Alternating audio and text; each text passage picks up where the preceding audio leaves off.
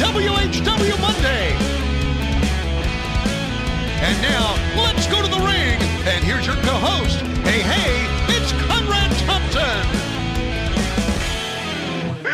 Hey, it's Conrad Thompson, and you're listening to What Happened When? With the voice of your childhood, Tony Schiavone. Tony, what's going on, man? How are you? I'm all right. How are you? Man, better than I deserve. And look at you, looking awfully handsome for an older gentleman today. Man, you got your shit together today. Look at you, all dolled up. Oh yeah, I just got off an airplane and came into the Batcave here to record. I was in Columbus, Ohio, with the gimmick attorney Mike Dawkins and Dumb Dirk Manning. Dumb Dirk Manning. We were at Pack Rat Comic Store, Comics and Games, I guess, right outside Columbus, Ohio, for Free Comic Day. Apparently, Free Comic Day is a thing. I didn't realize that, but it is a thing that they have to celebrate independent comic stores all around the country. And these are mostly mom and pop stores, locally owned stores that will offer free comics to anybody that come in. And it's a cool day. It's done all over the country. And we were there signing copies of Butts and Seats. And I had a great time. I really did. Hanging out with Gimmick Attorney. And we also saw Doctor Strange, the brand new Doctor Strange movie that's out, which I'm sure you'll never see.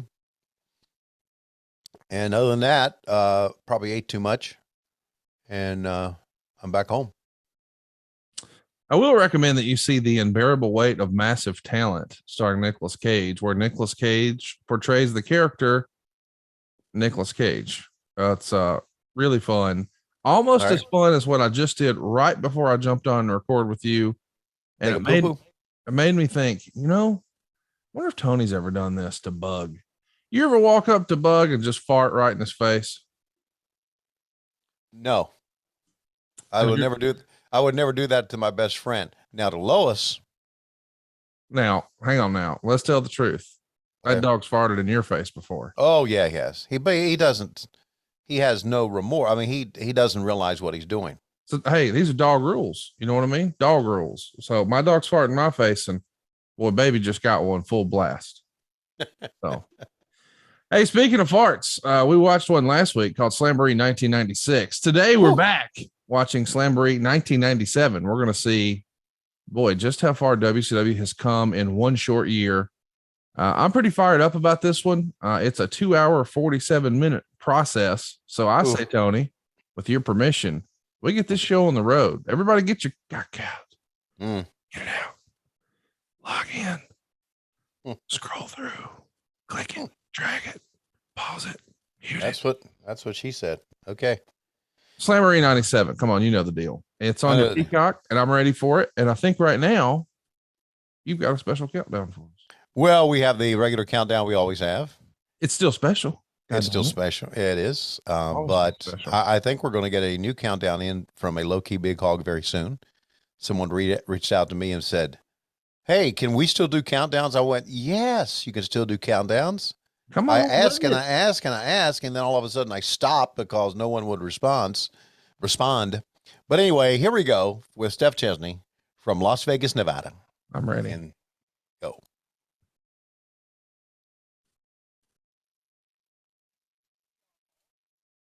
In theory. He's around here somewhere.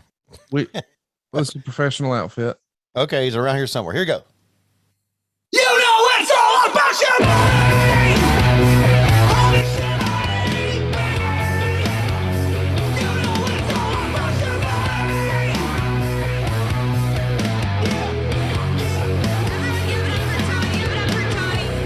Let me tell you something, little skinny motherfucker.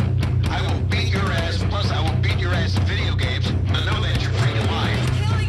How's it going to feel to go back to Connecticut and tell the fuckers that an old 63-year-old man beat your ass?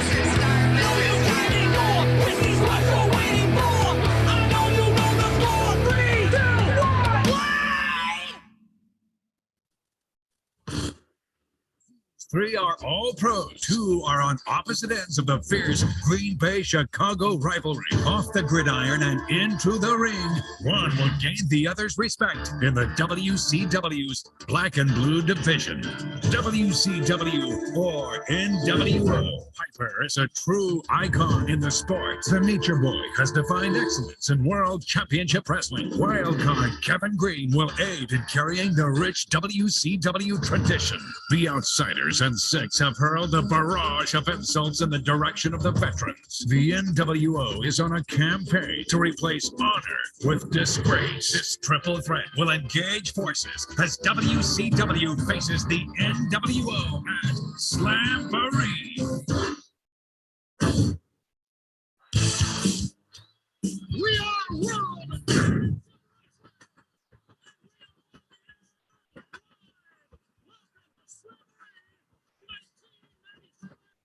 Sold out Independence Arena in the Queen City of the South,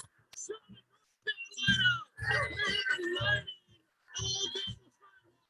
Circling around the Independence Arena, waiting to get in to see the top superstars in our sport. And later on here tonight, it is going to be Tradition against NWO, along with the American Dream, Dusty Rhodes, and the Brain, Bobby Heenan. I'm Tony Schiavone. Brain, Reggie White tonight goes one-on-one against Steve Mongo McMichael here live. You've been saying all along that White's at a disadvantage because Mongo has been in the ring and is a member of the Horsemen. That's exactly it, Schiavone.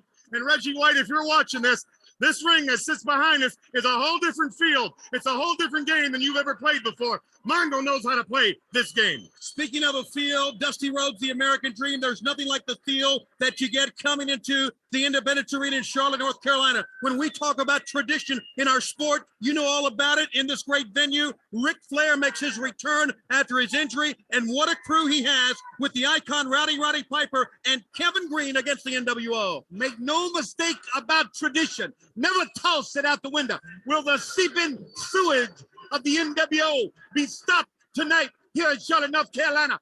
What an event it will be. What a time for tradition to take a hold. Let's go to the ring, the opening bout this week on Slamboree as we are live. Look at this crowd on hand. Ladies and gentlemen.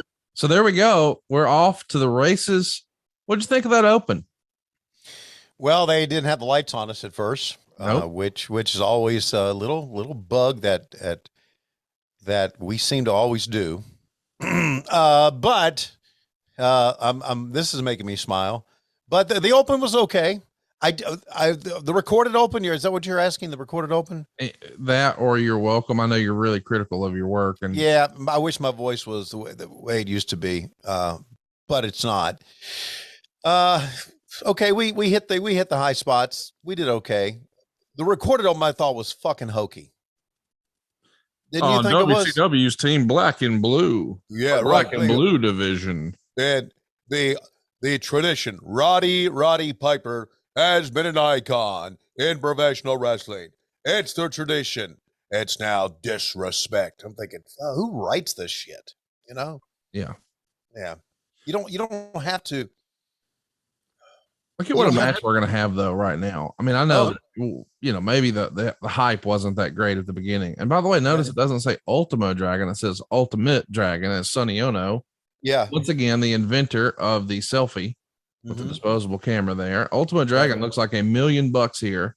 Yeah. Supporting that TV title. And in the ring waiting for him, who donned a robe that was sleeveless, which was not the norm that we used to see from Lord Steven Regal. He's in the ring waiting for him. Talk about clash of styles, but man, that's what makes wrestling so fun to me, especially WCW in this era. It felt like the WWF had a lot of sameness to it when it came to the in-ring competition. Here you've got a guy who's almost like a mix between lucha and Japanese style and Ultimo Dragon with a very British style wrestler in Mr. Regal. And that's what makes, they say in the UFC styles make fights. Well, I think that's true in wrestling too. It's a great opening bout. It really is. And I hope they don't disappoint. Interesting as we look at this show, as you can see, Mike Tenay has joined us to talk about the Ultimo Dragon. Steve Regal obviously has a hickey on his right side of his neck. His right neck, as opposed to his left neck. Yeah, you got a right neck and a left neck, and you got a middle neck and a back neck. If you're Dave Silva, you just got one big one. Are you sure he's got one?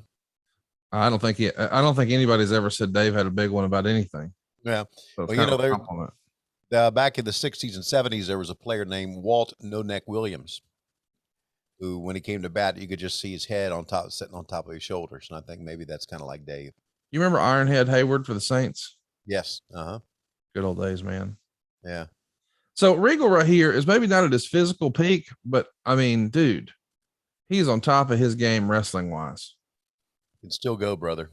Absolutely. That video that John Carlo and the folks at AEW helped put together, hyping up his new faction with Wheeler Yuta, Bryan Danielson, and John Moxley, was absolutely unbelievable. Well done, right? Just phenomenal. Well done. 10 out of 10, man. Yeah, absolutely. I agree with that. And it was well done. And he has now quickly become just an important part of AEW as Regal.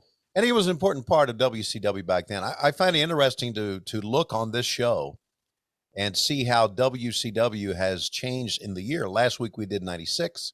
This week we're doing 97. It already looks different, doesn't it? Yeah, it does. First of all, you don't have the WCW logo in the ring. You got the logo of the actual pay-per-view. Yeah. Which is a marketing thing, which is good, actually. Isn't it interesting that there's a gray ring skirt, though, that just matches the canvas? Like, yeah, that is interesting. There's no branding on it at all. Not WCW, not Slamboree. Right. Not a sponsor, none of that. And I'm trying to think, did the referees have stripes on last year and now they've got the powder blue? I don't believe so. Okay, so they had the powder blue for quite a while.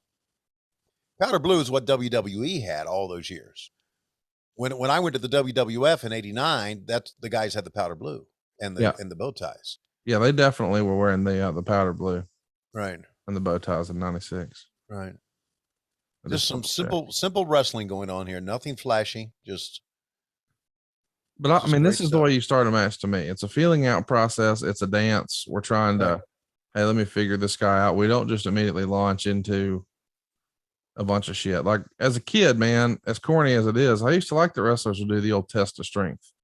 Yeah, the old Greco-Roman knuckle lock, as we call it. Yeah, there you go. Yeah. You know what I like about it too? It's the opening match. Right. Old school is you build up to the chaos in the main event. So here for their opening match, just go on the mat and do some things, and fans are finding their seat. And this is obviously a great venue that AEW has run, and the old Charlotte Coliseum, the first Coliseum. Then there was a second Coliseum. And they tore that one down and built a third one downtown. A lot of tax dollars to build 3 different arenas, and fortunately, this one is still there. I don't know what the story was in the old Charlotte Coliseum that was built out by the airport. It was gigantic. It was the first arena for the Charlotte Hornets of the NBA, and it was 20,000 seats. I don't know. I guess it was just built too far out. I don't know. Well, let's talk about the show itself here. Meltzer was really high on it. We're going to break down what he really liked and what he didn't like. But overall, the readers of the Observer gave this show 80% thumbs up. Wow. 9.6% thumbs down, and 10.4% thumbs in the middle. And there were 47 votes for this as the match of the night, 44 votes for the main event, and Rey Mysterio got 16. Of course, the worst match, as you might guess, Steve McMichael and Reggie White. Right. But the actual show itself did 9,643 paid. It's a complete sellout.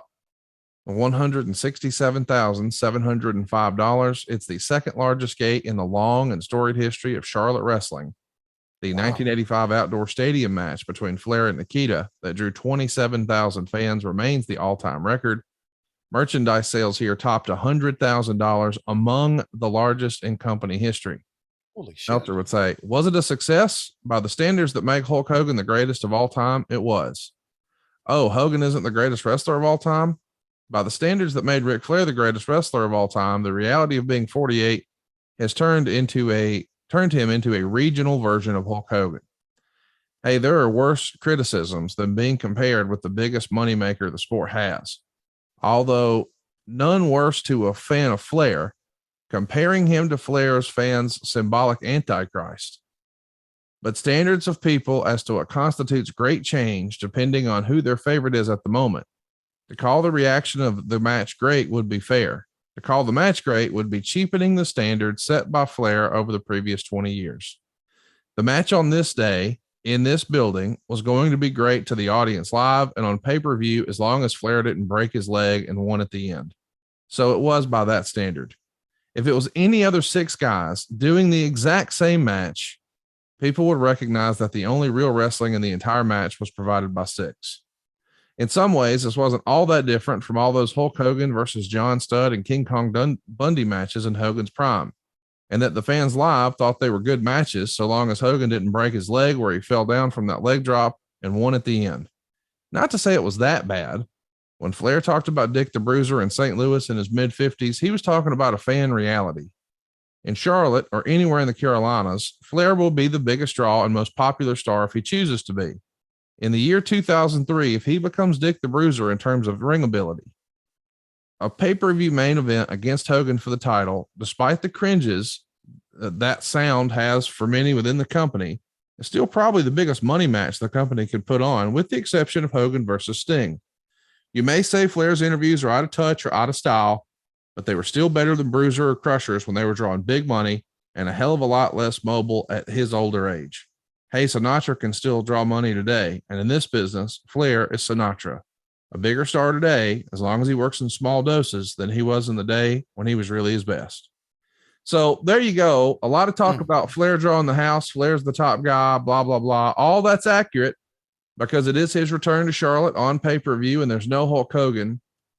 But Dave is sort of noting that, well, you can tell he's not the Flair of old, but by God, isn't he eventually supposed to be human? Like, yeah, duh, he's older. We get it. Yeah. Sometimes I love the effort that Dave puts into his work. Yes, I really do. You and I have talked about that before. I pick up an Observer and I read some of the stuff and effort that they put into all this thing. And I'm thinking, wow, this is a hell of a job. But then again, I'm thinking, you know what? You could probably cut it down to like a lot less. Oh yeah. I mean, he just went on and on and on and on about his hatred for Hulk Hogan, the backslap, the backhanded compliment or whatever about Hogan. He hates him. We know it. We got it, Dave. Move on. And Flair is old. We got it, Dave. Move on. It's like Lois explaining something to me here in the kitchen. Said, I got it. Stop talking. I got your point. Just to remind everybody, this is when we're saying Flair's return, we don't just mean Flair's return to Charlotte, but Flair at this point had been out for 8 months to repair a torn rotator cuff. Right. Which, by the way, I think he's still running around with a torn rotator cuff. It's given him problems over the years, and as long as I've known him, so I don't know. Yeah, well, 8 years or so, he still doesn't mind a little help putting his jacket on because I think he's still got a torn rotator cuff. Well, I think that a lot of those guys who had severe injuries to their shoulders, Baron von Raschke was one, Rick Steiner was another one, had trouble later on raising their arms up, even though they may have had surgery because of the age. I mean, if Rick is just 8 months after surgery, how old was he here? He was what, in his 50s here? 48. 48. Okay. That's pretty late in life to get a rotator cuff. So just want to remind everybody as we're talking about how old he is here, he's 3 years younger than Chris Jericho is today. Right. And, so and he's like, I think 10 years younger than Sting. Isn't that right? Yeah. No, Sting's. No, he's 15 years younger. Yeah. Right. Sting's 63. Right. Yeah. Yeah. So, but still at that age, you hear about baseball players coming back from a rotator cuff, but they're in their 20s. It's different when you're 48. So let me ask you this: as we are seeing we're seeing a great mat wrestling match, man. Yeah. Look at the fans pop for just this maneuver here. Is that called a bow and arrow? Bow and arrow is what you would call it. Yeah. I almost said crossbow, but it is bow and arrow. Hey, by the way, there was a dark match. Yuji Nagata pinned Pat Tanaka in about 4.5 minutes after a belly-to-belly suplex and a spin wheel kick. Meltzer would say this match was said to have been too short to either be good or bad, but there was no crowd reaction. The next dark match was Public Enemy beating Harlem Heat in 6 minutes when Booker T crouched himself on the top rope and fell into the ring, was pinned by Johnny Grunge. Meltzer would say this was said to have been real bad. Well, it's funny because it's almost a flip, isn't it? From a year ago at Slamboree when it was like 86% thumbs down and now it's 80% thumbs up. It's almost a flip. So you can see why we were doing better business because the fans liked it a lot better. And 180 degrees. I mean, the whole promotion, I mean, the way people feel about the company, wrestling. I mean, in 96, wrestling was okay, but it wasn't like the hot, cool it thing. But like at this point, you walk around the mall, man, and you're starting to see Austin 316 shirts. Well, I guess you're not seeing that, but you are seeing NWO shirts. NWO shirts, right. Well, no, he won at 96. So yeah, Austin 316 shirts are out there. Okay. Well, just saying though, there was a time when, and that was probably 98, but I remember walking into Walmart and I know that, don't get me wrong. There's plenty of jokes to be made about Walmart. However, you can't deny their business here in America. And when you walked into Walmart, like one of the first things you saw was a bunch of wrestling t-shirts. They had, Goldberg t-shirts and the red and black t-shirts of the Wolfpack and DDP t-shirts. And then they had The Rock and Austin. And I mean, when you have all that shelf space and all that retail space at Walmart, buddy, you're no longer a niche. You're part of the mainstream. Yeah. I really don't like Walmart. I hate Walmart. I couldn't tell you the last time I've been into it. I don't go to Walmart. Now, that being said, though, I understand. They do massive business. And that's why I don't like Walmart, because every time I go in, there's just tons of people. What annoys me is they sell groceries there, Tony. Yeah. I don't want to be in there getting some fucking milk and bread standing behind a guy buying batteries and a goddamn garden hose. I'd like to pay for my oil change. I got a garden hose. I got these batteries, a smoke detector. Yeah. Here's a pregnancy test. Right. And an apple. What? And they're opening up health centers. Did you know that? They're opening up one here in Atlanta. Oh, good. Back in the day, they used to have McDonald's in them. Now they got health centers. Well, we're moving in the right direction. Go to the doctor at Walmart. No, thank you. It's a doc in the box, just like you see at CVS and Walgreens and all that place. Well, but anyway, they've had optometrists in there for a long time. Yeah, I know. It's crazy. You can get your eyeglasses, your oil changed. You can get a sandwich. You can buy some douche. You can buy a television, buy some patio furniture, a lawnmower, milk and bread. Have you gone to the douche section to know for sure that you can buy douche in there? I know they got a feminine aisle. I don't think, they got those little things that hang from the ceiling that tells you what's in every aisle. I don't think there's one that says douche. Okay. But if there was, maybe, that's probably pretty harsh. So you'd probably have to make it say Silva. You know what I mean? Instead, just like a code word. Right. Yeah. Even the Hispanic people that go in there would understand when they say Silva, what it meant. He told me, back when we first started hanging out, that was his nickname in high school. El Douche. I thought it was like a Spanish translation, but I guess it's not. I guess it really, means what you think it means. The one great Dave Silva. Oh, hey, thank you, honey. When you were a kid, did your grandma have one of them big douchebags hanging up in the shower and you wondered what the fuck this was? Yes, as a matter of fact.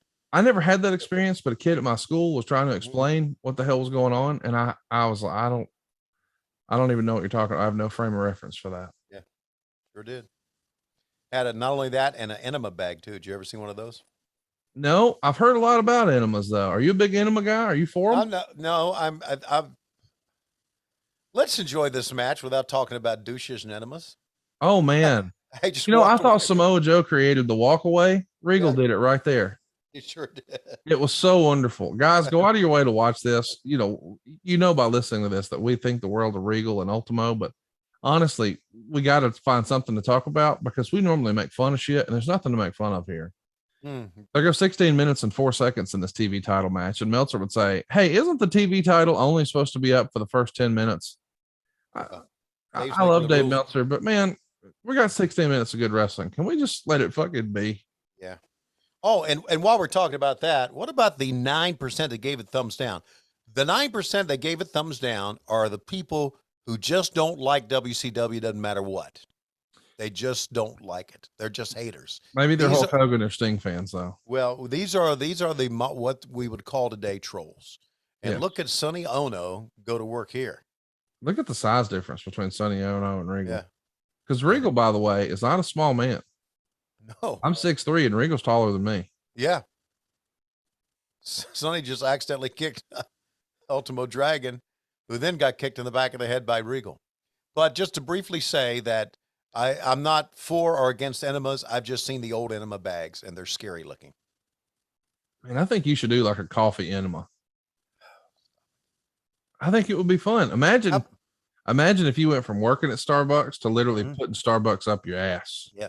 Let me ask you this. this. That's hot cotton right there. How many venti latte up the asshole? How many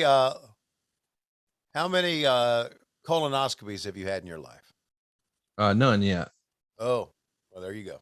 I mean, I know I'm going to have to get one. Oh, there it is. Oh, well, we got a new that channel. Does it. We got a submission and all is right with the world.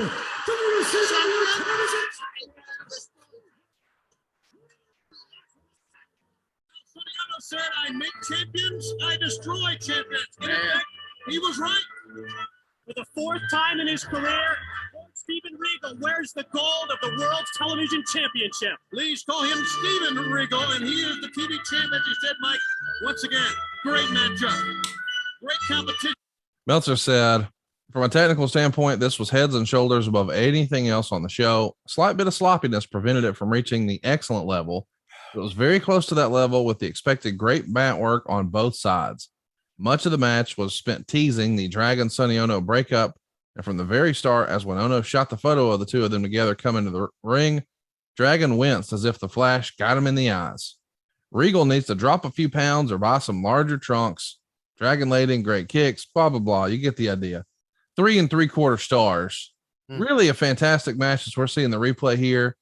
I dug this, man. I'm all about it. It's a great opening match for a pay-per-view. It is. It's the way they should do it. And Tony, give us a time code and press pause. Okay. Our time code is at 22:57. Pause. 22:57, and we're going to hit pause at 22:57. Okay. But Tony, we're taking a pause right now to let everybody know how good we're sleeping these days. Tell us about it. Sleeping better than ever. Better than ever. I only wish that I had one of the Oolers to take on the road with me. This was maybe my busiest week of travel ever, with going back and forth last Sunday from Orlando, and then of course Baltimore in midweek, and now Columbus. I traveled 3 times during the week and couldn't wait to get home to get under the covers and sleep on top of the Ooler system. It's a home run, man. I've got bright, vivid, colorful dreams now. That tells me I'm getting REM sleep. I feel better than ever. And I got to think it's just because I'm getting that right kind of sleep. And I give 100% of the credit to Chili Sleep. You see, I've always known that I slept better when it was cool. And if you've been living in the South, you probably have a ceiling fan in your bedroom. I've never even been in Tony's bedroom, but here's a spoiler. He's got a ceiling fan in the bedroom. Now, we do that because we know we sleep better, especially in the summer when we're cooled off. And I want to do that year round. So I've got an Ooler. It's from Chili Sleep, and they make the customizable climate-controlled sleep solutions to help you improve your entire well-being. Now, mine and Tony's Ooler, and they also make a Cube sleep system, does the same thing. They're both hydro-powered, temperature-controlled mattress toppers. So it's not a water bed, but it is something that fits over your existing mattress. And then you can control it with the unit that sits by your bed or on your phone and adjust the temperature. Seriously, Megan can have her side at 80. I can have mine at 60. That's her perfect temp. That's my perfect temp. We're good to go. These luxury mattress pads help you fall asleep, stay asleep, and give you the confidence and energy to power through your day because you're going to have perfect temperature in your bed, whether you sleep hot or cold. So imagine waking up and not feeling tired. Well, that's what Tony and I are doing. And we want you to do that too, because Chili Sleep is the real deal. And we've got a special offer right now, Tony. Head over to chilisleep.com/WHW to learn more and save 30%. That's 30% off the purchase of any new Cube or Uller sleep system. The offer is available exclusively for What Happened When listeners and only for a limited time. That's Chili, CHILI, sleep.com/WHW. Take advantage of our exclusive discount. And as Conrad said, wake up refreshed every day. So with that in mind, Tony, let's get going here again at 22:57. Is that the time code you got? We're at 22:57, and we will resume in 3, 2, 1, play. Regal has become the television champion. Let's go back now to the ring for the next bout. And here's David Pinzer. Ladies and gentlemen, the following is a one-fall special contest, a ladies' grudge match. Introducing first, from the other side of darkness, Luna Vachon. The proper way to say it, the other side of darkness, Luna Vachon makes The Other Side of Darkness is one hell of a name. Mm. I mean, for a town, like that's where you should start claiming you're from. No, the other side of darkness? Yeah. No, my town was darkness, not the other side. Hello, Darkness. darkness, my old friend. Gun Hey, by the way, Luna Vachon here, an absolute legend. Yes. Going to wind up not doing too much in WCW, winds up bouncing over to WWE or F at the time and tears it up with Sable. And here comes your old favorite, our old pal Medusa. All right, Medusa. And I got to tell you, I know that, Medusa's been a Stone Cold Fox from the day she was born. But goodness gracious, 1997 Medusa. Yeah, the best Medusa ever. Let me just say this: she'd never sink. The best Medusa ever. Luna Vachon, if you saw Dark Side of the Ring, you know all about her story. And So sad she's not with us anymore. yeah, it is. It is. But she was a bizarre lady, thanks to Kevin Sullivan. How many people did Kevin Sullivan turn to the dark side? The Other Side of Darkness, in fact. The other side of darkness, absolutely. Hey, Kevin Sullivan. you remember that remix we did of Alan Jackson's Chattahoochee, where we had you sing it here on the show a few years ago? Vaguely. I will never, ever, every time I've heard that song since, or anyone even says Alan Jackson, if they're talking about Alan Jackson, if he just comes up in conversation, Yeah. I don't think about his library of music or body of work. I think Okay. about our remix. Okay. So you remember the original song was, Yeah. way down yonder on the Chattahoochee, Chattahoochee. it gets hotter. And a hoochie coochie. Yes. Right. Our remix, it gets hotter than Medusa's coochie. And every time I hear Alan Jackson's, I say to myself, it gets hotter than Medusa's coochie. And it's like, we're a bunch of fucking assholes. Like that matters to only our audience. Yeah. However many folks are listening to Yeah. this, whatever the number is, they know what I'm talking about, but Yeah. literally no one else. Right. So I can't bust that out in public. It gets hotter than Medusa's coochie, because they'll be like, what the fuck are you saying? Yeah. Well, I think it's very apparent that when you and I met, you turned my life around on many levels. One of the levels being that you reinvented me to just terrible guy humor. Mhm. And as Lois would say, juvenile humor. Well, it is. Yeah. And you reintroduced me of how to bust balls, although traveling with the baseball team, you learn how to do that as well, but nothing like getting to know you. Cassio Kid recently interviewed my parents for a little Meet the Thompsons thing for ad-free Right. shows that I can't believe some of our subscribers wanted to do, but Right. they asked my parents who belongs on the Mount Rushmore of ball busting. Mm. And both of my parents were like, Conrad. That was the first answer. Mm-hmm. I would go further to say that there should be only one face on there. Just me Just 4 chip- times. Just you by yourself. Just knock away the other ones. One head sticking up. That's what it should be. So I was perking along in my life, doing okay, working for the Georgia Bulldogs, working for working for WSB Radio. They suck. And also working for the Braves and then Starbucks, and was just a nice, pleasant young man. And then I met you, and a lot of the things that I said as a youngster start creeping back into my vocabulary. Yeah, like, when Lois would say something, I said, that's what she said, or, cooter. And Cooter's over, buddy. I'm gonna tell cooter's you. over, buddy. Yeah. And look at the rack on that girl, when we're watching a movie.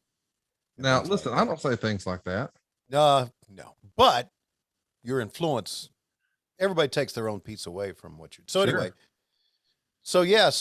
anyway, anyway, Medusa looks great here, and with the exception of not being an attractive lady,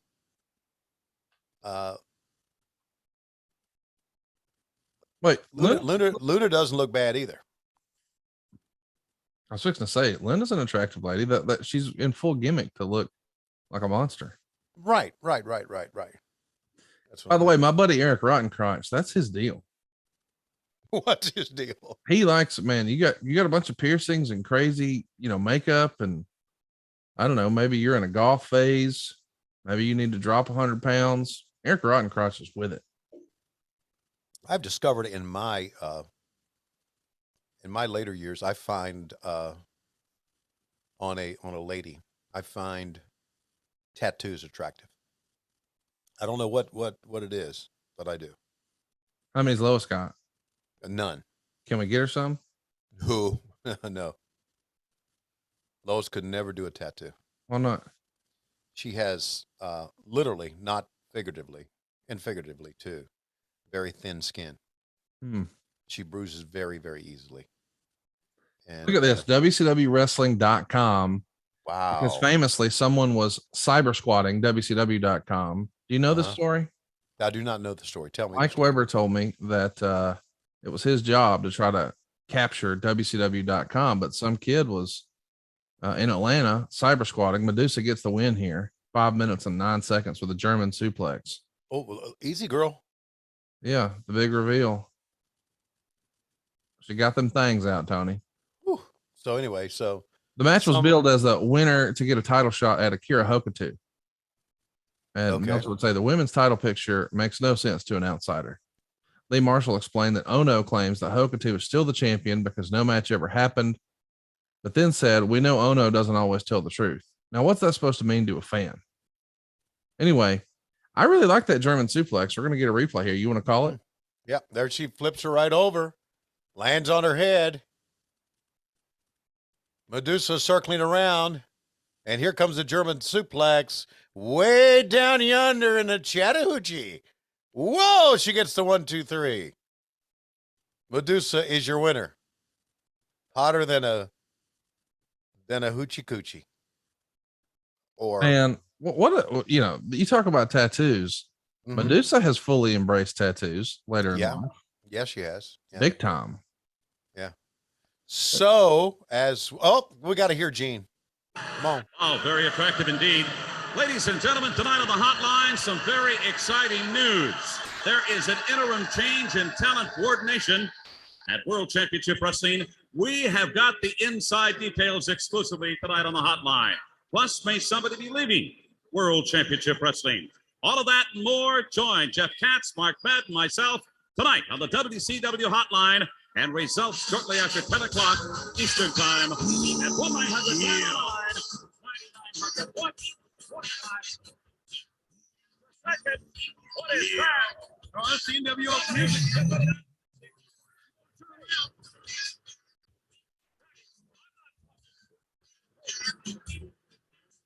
Watch out, team. Get out of there. Outrider. Wow. NWO already making its presence known.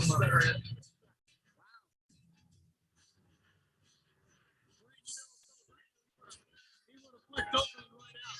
Should have. Macho Man, Miss Elizabeth. This is certainly unscheduled. He's not even supposed to wrestle here. And he's taking the microphone away from Okra, so he's going to have something to say. Yeah, he's going to have a filibuster down there, and I guarantee it. I imagine Dallas Page might be on this man's mind right here. I would think so. But once again, the NWO started early. Here they are, baby. There you see the NWO fans here, and there is the Macho Man, member of the New World. Where later on here tonight, the trio of the Outsiders and Syxx. Yet, finally, I guess if you're an NWO fan, to try to stop tradition. Ooh, yeah.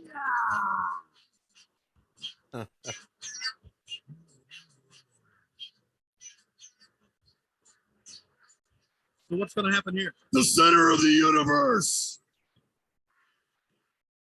is the Outsiders plus Syxx, the Wolf Pack, Hollywood Hulk Hogan, Buff Bagwell, Oh, God. Scott Norton, Eric Bischoff. No, not DDP. He doesn't want to feel the madness anymore. Diamond Dallas Page does not want any part of the Macho Man anymore. Wait a minute. Oh, yeah. Here we go. I would beg to differ. Yeah. He's got a crutch in his hand. And he's got the crush they used on him. That's exactly what he's got. That's exactly what he has in his hands. Let's get it on right here and right now. Here's the deal. He doesn't see him. He doesn't here's the deal right here, brother. The deal is you better run. And that's what he's done. Wow. Notice Eric Bischoff has come out. Notice how when it's 1-on-1. Where you going? Eric is calling out the troops. The Goon Squad is here. I thought you said you wanted to feel the madness. What's the deal? Your good buddy Hulk Hogan ain't here to sneak up behind me? Huh? You don't want to feel the madness now? Well, I didn't think so. No, we all want to feel it. Yeah. Go get it. Look what's happening right here. One man is standing in that ring. Wait a minute, And he's back up the NWO. I got it. You must have a previous engagement. Now, I know it ain't with Kimberly. I doubt if it's even with Liz. Oh, my. Yes, go ahead and bring it out in the street. You probably got to go to Hogan's house so you can wash his car and kiss his ass. Whoa! My goodness. How many times have we thought that? Call it like you see it. DDP. I'd rather wash the car.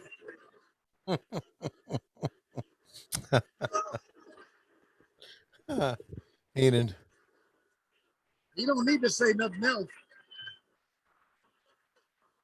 But this is amazing. To the side. Diamond Dallas has backed up everyone. To the side. We're go to the side, brother. I'm going to go take care of business. Eric Bischoff, me and you better ups and downs, brother. Tell me something I don't know, brother. I'm talking everything right now, brother. Yes, brother. That's what it should be. That's what it should be. A bonus. Tony, this is incredible. Good. This is good stuff, brother.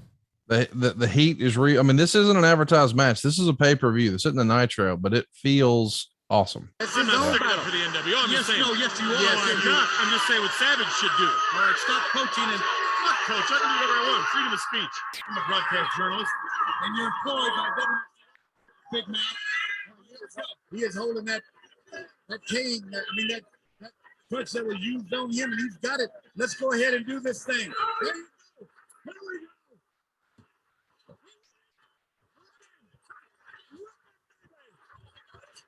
Oh, shit.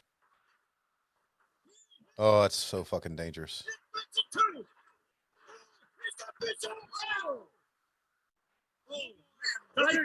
Right to the kidney.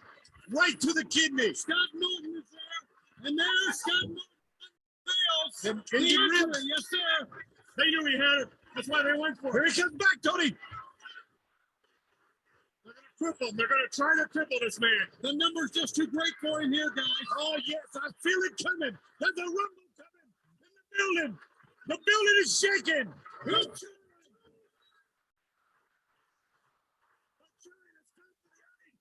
Diamond Dallas Page. And the NWO are running like cheap pantyhose.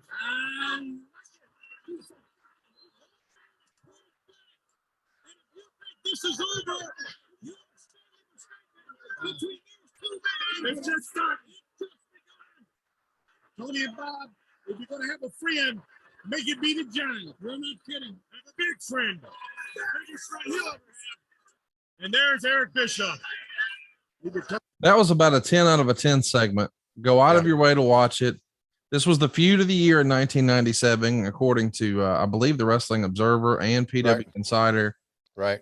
This angle effectively made Diamond Dallas Page a top guy, but boy, he more than carried his own. It was his time, and Macho Man, certainly, quote unquote, gave him the rub, but a fantastic segment with the peak of the NWO here. Just really, really well done. Go out of your way to see it. But I recently did a podcast with Jake and DDP. We have another show called DDP Snake Pit, and it's done from DDP Studio. So it looks phenomenal. It's over on YouTube or anywhere you enjoy podcasts. But if you get a chance to watch it, you should certainly watch it, because it's so cool to see Jake and DDP on screen. You actually joined us for an episode. Anyway, the point is, we were talking about, these different moments through their careers. And Dallas recalled this specific moment. Now, he didn't say Slamboree 1997 in Charlotte. He just remembered this angle and swinging the crutch. And as the crutch broke, and you saw it break, he literally saw a piece flying towards the crowd. And in what Dallas called a God moment, that piece hit the middle rope and bounced back, because had it kept going and hit someone in the crowd, buddy, it would have been disastrous. Exactly. That's why I just reacted to it right there. Wow, man. And I didn't realize, I thought it went in the crowd. So that is so freaking dangerous. And here we go, man. Wheeler Yuta. Oh, look. What are you doing? Well, the way he was walking out, kind of. Listen, we're going to screw this name up. Okay. Here's what we need to do. I think we should get on our little pause button. Give us a time code, and you tell us where we are. We're pausing right now. Pause button is set at everyone 40 minutes and 5 seconds. 40:05. And the reason we're taking a pause, of course, Tony, is it's time to talk about our friends at Blue Chew. We talked earlier about how big of a heart on you have for that William Regal video with Wheeler Yuta. And you had that hard on because of the cinematography and the way Regal was shot and the words that Regal said and the way it made you feel. And if you're looking to make someone feel, you need Blue Chew, boys and girls. This episode and Uncle Tony's Wiener are both sponsored by Blue Chew. You see, confidence can take you far in life, and it can also help in the bedroom, especially when it comes time to step up to the plate. And that's where Blue Chew comes in. Blue Chew is a unique online service that delivers the same active ingredients as both Viagra and Cialis, but in chewable form and at a fraction of the cost. You can take these dudes anytime, day or night. So plan ahead or be ready for a little run-in whenever an opportunity arises. Now, the process is simple. You sign up at bluechew.com. You talk with one of their licensed medical providers, and once you're approved, you'll get your prescription within a few days. And here's the best part. It's all done online. That means you don't have to go to the doctor's office. You don't have to have those awkward conversations. There's no waiting in line at the pharmacy. By the way, Blue Chew's tablets are made right here in the USA. They're prepared and shipped directly to your door, all in a discreet package. But Tony, when you get that long bone going, there's going to be nothing discreet about your package. So if you could benefit from extra confidence when it's time to perform, Blue Chew can help. And we've got a special deal for our listeners. We want you to try Blue Chew free. Just use our promo code WHW at checkout. Just pay the $5 shipping. That's bluechew.com. The promo code is WHW, and you'll receive your first month for free. Visit bluechew.com for more details and important safety information. And we thank Blue Chew for sponsoring today's podcast and Uncle Tony's Wiener. And I want to mention too, Tony, because this is important. Blue Chew's been with us from the very beginning. I mean, we're coming to you live from the Blue Chew studios, Right. and it's important that we remember to support our sponsors. So here's what we want you to do. If you're engaging in sexual activity and you're a man, just try it. It's free. You're going to pay $5 shipping. What's the worst thing that could happen? You have it and you didn't like it. Come on now. How are you not going to like it? You're going to love it because it's going to make you a 5-star superstar, baby. That's what we're talking about. If you want a 6-star match, you want to get somebody to put you over. Well, here you go. BlueChew.com. Use that promo code WHW. And we thank Blue Chew for sponsoring the podcast. Sincerely. Been here from the very beginning, Tony. That's a big deal. Yes, they are charter members of What Happened When. So let's get back to the program here. We're at 40 minutes and 5 seconds. Here we go. In 3, 2, 1, play. Now, Rey Mysterio's in this match, by the way, and they're going to get plenty of time, 14 minutes and 58 seconds. As a reminder, the first match was William Regal and Ultimo Dragon, and they got plenty of time, 16 minutes and 4 seconds. It's a 3 3/4 star match. Medusa and Luna was actually pretty good, 1.5 stars, and they got 5 minutes and 9 seconds. That incredible DDP Randy Savage segment that I absolutely loved. And now here, these guys are going to get 14 minutes and 58 seconds in a 3 1/4 star affair. So some pretty good stuff here, and then some silly shit to follow. Yeah. Well, you got to have a little bit of both, don't you? Pretty good stuff and silly shit. I mean, that's the way it is today in wrestling, right?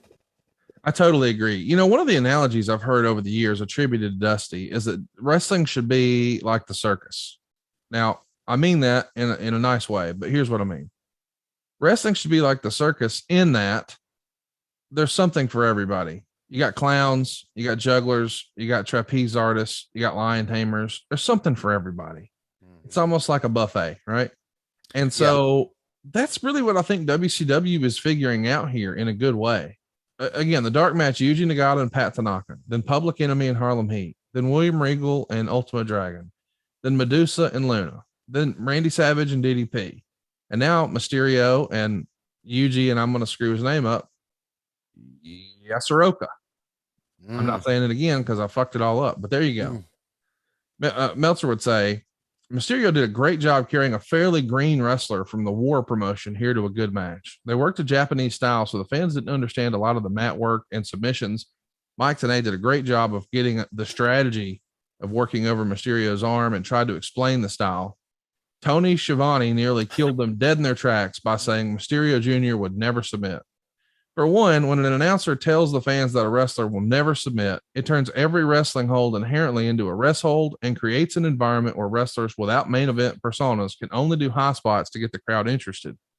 Even dumber is that Mysterio Jr. submitted twice in recent weeks, basically to shoulder blocks or shoulder locks. Syxx's Buzz Killer on Nitro. So either way, once again, Meltzer says you're a fucking idiot. Well, Meltzer helped perpetrate the people hating Tony Schiavone, and nobody hates Tony Schiavone. Everybody loves Tony Schiavone. Right. Well, he started that back then, and I get it. And I'm glad that I said that now, looking back on it. You're glad that you said Rey Mysterio would never submit? Yes. And why are you well, said that? It got my name in the Observer. And isn't that what everybody wants? I love it's obviously what Mike Tenay always wanted. Oh, geez. Okay. So it's obviously what Ric Flair always wanted. Oh, okay. Keep going. Okay. I mean, everybody wanted their name in the Observer, so I got my name in the Observer for all the wrong reasons. So there you go. Thank you, Dave, for calling me a dummy. And I agree with you on many counts. I love you. I think it's impossible for me to love you anymore. Might be illegal how much I love you right now. I have no recollection of this Yuji Yakamoto. What's his last name? Doesn't matter. No. Okay. Listen, I'm going to butcher it. And I promise y'all, I promise I'm not trying to be disrespectful. No, we're not. I'm a hillbilly from Alabama. I'm not a professional broadcaster. I'm just a fan. I do mortgages. I have no formal training, as you can clearly see. But I think the fella's name is Yuji Yasuroka. Yasuroka. Okay. It's Yasuroka. And I'm really struggling with, like, I got Ya, okay, got that part down. I got Sir, S-U-R, got that. But what do we do with AOKA? How would you do that as a professional broadcaster? AOKA. How would you say that? Well, you got to have the RA in front of the AOK. You got to have the R in front of the AOK, and you say Raoka. Okay. OKA. Yasuroka. Yasuroka. Okay. Yeah. Okay is Oka. By the end of this match, we're going to have this shit down pat. You hear me? Yeah. Right. According to Wikipedia, he's best known for his work in Wrestle Association R, where he became a one-time international junior heavyweight champion and a four-time international junior heavyweight tag team champion. Also noted that he wrestled in Starrcade 97, Slamboree 97 for WCW, where Tony Schiavone's comments completely fucked over the match. It says it right there in Wikipedia. So there you go. I live in infamy again. I like that I make up that people shit on you, and now you like the bit so much you make up that people shit on you. That's great stuff. I don't know why that tickles me, but it does. You know what? Conrad would normally shit on me here, and it's been working. I think I'll do it too. Whoa, Rey Mysterio. Oh, man. Ahead of his time, boys and girls. Dude, such an innovator. I don't know that, I know he's still going and people still like seeing him and blah, blah, blah. And I'm not being negative. I want to be clear. I'm just saying, I don't think people still probably give him his just due and really understand and appreciate what this motherfucker meant to wrestling. He changed an industry. Yeah. According to Wikipedia. Here we go. Oscar Gutierrez, better known by his ring name as Rey Mysterio, is an American professional wrestler currently signed to WWE, where he performs on the Raw brand. Widely regarded as one of the most influential wrestlers of all time, Mysterio is credited for popularizing the cruiserweight division in WCW. Also, he would have been much better had Tony Schiavone not come up with those dumbass comments during Slamboree 97. And that's what it says in Wikipedia. So, Oscar, you're the best, buddy. I am so proud right now to see that you picked up on the bit, and we're like, that seems to be working. I'll do it too. It works even when you do it, just so you know. Yeah, good. God damn, I'm just grinning. Good. Yeah. Listen, you go back during my career, which isn't amazing that I've called wrestling in part of 5 decades. Good God. You're so fucking old, really. I know. I should be fucking 80. Right. But and I'll get there quickly. You don't look it, just so you know. Like, I guess I should tell everybody, when Tony and I first connected today, before we actually, turned the recorders on, I said, damn, look at you looking sharp today. And Tony thought I was giving some sort of backhanded compliment. And I told him he was a damn good looking man and all this kind of stuff. And he was sort of like, what the fuck are you saying? But the deal is, hey man, for a guy who's 81 years old, well established, you're looking pretty good today, buddy. Well, thank you, brother. I can dress up and I moisturize twice a day. So as I was saying, that throughout my career, which is 5 decades, which is just blows me away when I even say that or think about that. I said a lot of things, and a lot of crazy, just out of the blue type. There was a time when Bischoff wanted me to be more of a heel in my commentary. And there was a time where I kind of changed my look. Eric wanted a younger look, and I came up with this look, and Eric kind of looked at me one day and kind of laughed like, and I was wearing like a leather jacket. I don't know if you remember that. Oh yeah. Yeah. I'd love to go back, and I don't know when it was, go back and watch and listen to me trying to be a heel announcer. Didn't last long, obviously. Although I'm really good at being a heel. Yeah, I saw a lot of crazy things, a lot of things during my career. But I think I've mentioned this before, that when I first left wrestling in 01, and of course the thing about it was, Tony Schiavone, the greatest moment in the history of wrestling, people hated me. The greatest moment in the history of our great sport. Yeah, exactly. So I went back and listened to a show that we did. I don't know what it was. Went back and I guess it was, I had a video cassette of it or something back then. And I listened to it, and you know what? I couldn't listen long. I remember talking to Scott Hudson. I said, you know what? I listened to a Scott, and I said, it's no reflection on you, but I can't listen to myself because I hated my work back then. Hated it. And going back and listening to it after I left the business just confirmed to me that I was a drizzling shits. But there's an 18-year layoff ahead of you, son. So take it and do the best you can. You know what? You're too hard on yourself. Oh, I was brutal. Ooh. Yeah, I get that you were brutal, but so was the product. Yeah, and you know what? Brian Alvarez had told me later that, and this is after I returned, that now, and I think this was at a StarCast that you did when Alvarez and Meltzer were there. Alvarez said, you know what? I listened back to some of that old stuff, and I understand you were doing the best you could with that stuff. Yep. Yeah. And as a matter of fact, he said you were actually did a pretty damn good job considering what you had to work with. It was awful stuff, and you had to try to put lipstick on a pig. Right. And that's tough. And so when you put lipstick on a pig and people are like, that lipstick looks stupid. It's a fucking pig, bro. It's not supposed to be wearing lipstick. Right. But when you have great content, like when you were calling great stuff, you were great. But when you were calling not so great stuff, how can you be great when the shit itself ain't great? Yeah. And then you try to go overboard, which is what I did. You tried to overcompensate. That's right. You don't have to do that now, thanks to Blue. Never mind. Oh man. It gets hotter than. It gets hotter than Medusa's coochie. Come on, Tony. Oh, gotcha. Medusa's coochie. I can't. I'm going to drill that into your head eventually. Please don't. Interesting here that when Yuji here, we'll just call him Yuji.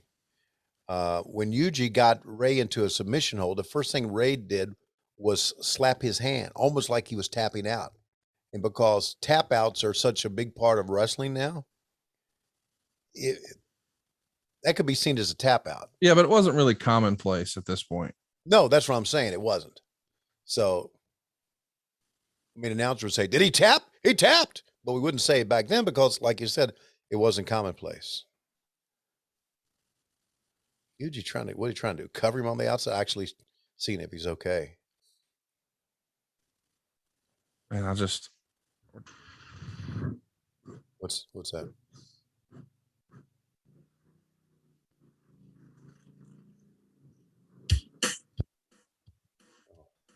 Stop.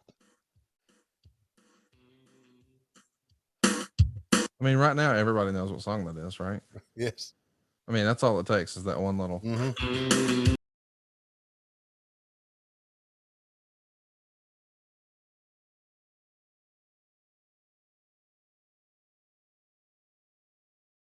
So Steve Kaufman bitches about something every week.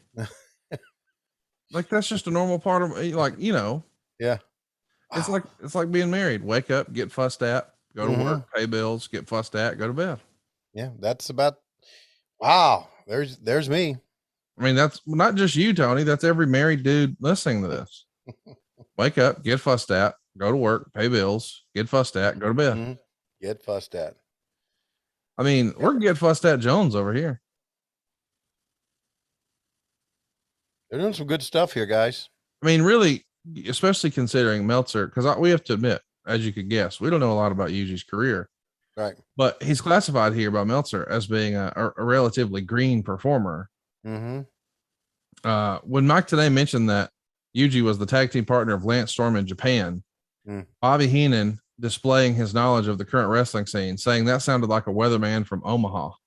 But in fairness, let's just listen. I know the Meltzer's dunking on him for not knowing Lance Storm, but is Lance Storm not the greatest name of a fucking weatherman ever? Yes, it is. God dang. I mean, imagine if you were Tony commentator. Like if your last name was commentator. Yeah.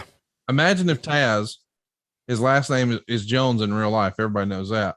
You're right. But imagine if instead of his first name being, because everybody knows his shoot name is Taz. It's definitely not Pete. It's definitely Taz. Right. But if it wasn't Taz, if it was like, I don't know, play by play, and he was play by play Jones, and you were Tony commentator, dude, that'd be fantastic. Like, what if Mark Curtis was Mark Counter? Right. Exactly. Actually, a Mark Counter in wrestling, I guess, just you point at the crowd and you go 1, 2, 3, 4, 5, 6, and at a TNA taping, you've reached the end. Yeah. What if Rey Mysterio was Ray High Spot? Oh, I love it. In this corner from Mexico, Ray High Spot. I love it. We're going to start doing that for the rest of the program. Our next match is Glacier and Mortis. We got to think about what we're going to call them. Okay. Well, one would be called Ray. Instead of Ray Lloyd, Ray Gimmick. Ray Gimmick. Okay. And the other guy's Mortis. His real name is Chris. Yeah. So it's Chris. Innovator. What's that? What was that again? Chris Innovator. Chris Innovator. Yeah. Chris Lisp. Chris Lisp is kind of fun. Okay. I was going to mean spirited since he's no longer with us. But. Right. I was saying this is not because he's dead, but because of the character Mortis, right? It would be Chris Zombie because of the character Mortis. Was Mortis a zombie? That was the character? I thought he was kind of like it looked kind of like a dead man, right? Great match. I mean, he had a skull mask for sure. Right. Skull mask. Right. Chris Skull. Chris. Everything is gonna come here. Don't talk, Ray. Don't talk. And American wrestling. So there you go. A little trash talk for Japan. Glacier and Mortis coming up next. Wrath is going to be involved. The whole segment gets a dud. After that, we got Dean Malenko and Jeff Jarrett, and they go 15 minutes. Wow. We got Meng and Chris Benoit in a death match, bro. Whoa. The Steiner brothers are going to be taking on Konnan and Hugh Morris. Whoa. And we got Steve Mongo McMichael and Reggie White. If you had to guess, how long does Steve Mongo McMichael and Reggie White go? 6 minutes. 15, 17. Oh, are you serious? Does that include entrances? Nope. That's bell to bell, baby. Oh, no, man. Which is why I always go. Well,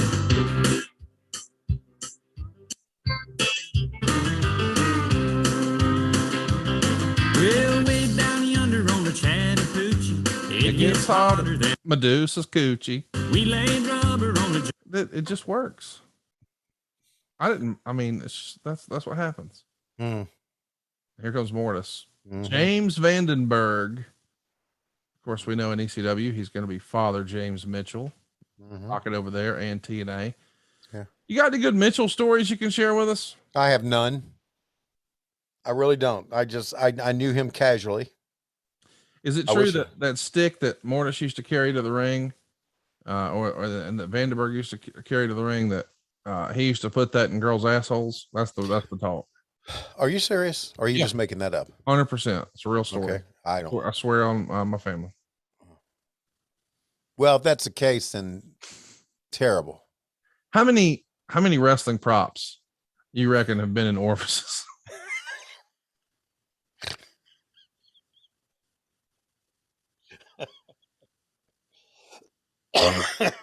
You think DiBiase lost a watch somewhere once or something like that? In the heyday of the $1 Million Man. I did, but just right here. I don't. Now, doesn't that look like a zombie, really, in a way? No, I mean, yeah, I get the skull mask. Yeah, right.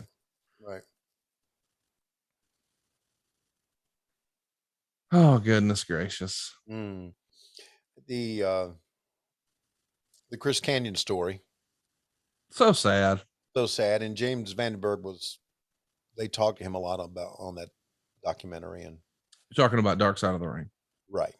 Which, by the way, is all in the news, and I don't understand why everybody's so up in arms. It's pretty well documented. Those guys are working on a new show. Mm-hmm. They can't work on two shows at the same time, guys. It's just two dudes.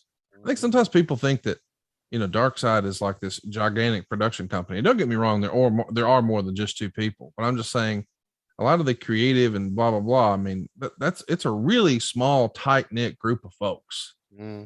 It's not like this, we got 300 employees. It's like a dozen at best. Yeah. Right. And, putting together a new TV show every single year, a series, not a single episode, but a series of 1 hour episodes. Mm-hmm. It's a full-time gig. They can't do two at once. So Dark Side's not gone. They love those ratings. It'll be back. Yeah. But they probably are going to have to work a little harder to get some folks to talk to them, because I know there's been some backlash here and there from folks who, weren't happy with the way they came off. But the thing is, like, I'm sympathetic to both sides. On the one hand, I don't think it's usually a paying gig. I think, guys just want to tell their stories. But on the other hand, if they're nervous about, quote unquote, getting in trouble, well, I get it. Mm-hmm. Which is why I believe, said, I'm going to pass. Yeah. I don't think I said I'll pass. I'll say never in my lifetime. Now, is that because you just don't see an upside, or what's the thing? I don't see an upside. Okay. Right? And I just don't think that I would never trust them to air something that I didn't want aired. Oh, well, I mean, I trust them on that. They're good. No. Look who it is. There's Wrath.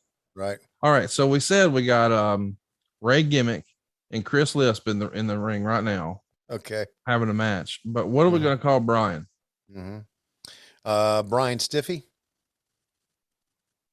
Brian didn't get over. Brian Lug. Brian Tall. Brian Big. We have officially run out of funny material here. It's over. It's over. Yeah. We had 2 good ones and 12 bad ones. That's right. And in typical Conrad podcast fashion, yes, I referred to myself in third person. We just run that shit into the ground. By the way, speaking of running shit into the ground, we haven't done this enough. Adfreecares.com is where you can pick up a t-shirt to support this podcast or a lot of my other podcasts. We've got some really fun graphics on there that we hope will make you laugh and make you proud to represent the show in public and help spread the word about our podcast. And we really wish you would consider making a purchase, not because $1 is coming to Tony or my house. 100% of the profit is going directly to St. Jude's. So not only can you support hopefully one of your favorite podcasts and help us spread the word, but you can also help some kids and their families who really, really need our help. So please consider going and just taking a look at the shirts at adfreecares.com. We've reduced the price of all of our shirts. I think they're some of the cheapest offered at prowrestlingtees.com. We're down to $17 a shirt. And by the way, 100%, and I mean every nickel, goes directly to St. Jude's. So check out our shirts for our podcasts and try to help somebody do something nice for somebody in need. Really innovative little spot there. I don't think I've ever seen that before or since.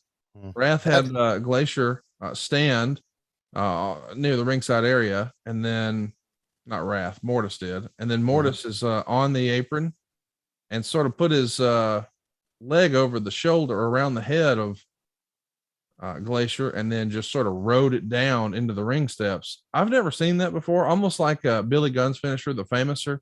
Right. But onto the steps. It was really cool. Really cool, but really dangerous. Well, I think if you go back, the magic would show that Ray was probably a foot from making contact. But still, it looked cool. Yeah. And this is right out of Mortal Kombat, buddy. They are taking Glacier down. Compare the heat for this, though, with what we just saw with DDP and Macho Man. If you didn't have those, here comes Ernest the Cat Miller, baby. Yeah. As Wrath went for the Uranagi suplex, Ernest Miller, a kickboxing champion who's worked a few matches on the syndicated tapings, hit the ring and began throwing all kinds of great-looking kicks on Mortis and Wrath. Dud. So this is the debut of Ernest Miller. Okay, very cool. Look at the reaction from the crowd, too. Good reaction. One thing is, it wasn't the heat or wasn't the excitement that look at Doug Jones, that big beard, wasn't the excitement that they had with DDP and Savage. I get that, but one thing is that all the fans were standing during this, not sitting and standing. So that tells me something. It's not as up there as Savage and DDP, but it's got some validity to it. And look at these are, by the way, these guys helping Doug are all Charlotte police officers. Doug Dillinger, by the way, right there looks like Kenny Rogers. He does. I'm just saying. What's your favorite Kenny Rogers song? Coward of the County. Oh man, you had a name ready right away. Hey, listen, back in the late 70s, Kenny Rogers was the man, right? Yeah, my dad looks like he could be related to him and Michael McDonald. Exactly. The Gambler, Coward of the County, Islands in the Stream with Dolly Parton. Islands in the Stream is the jam.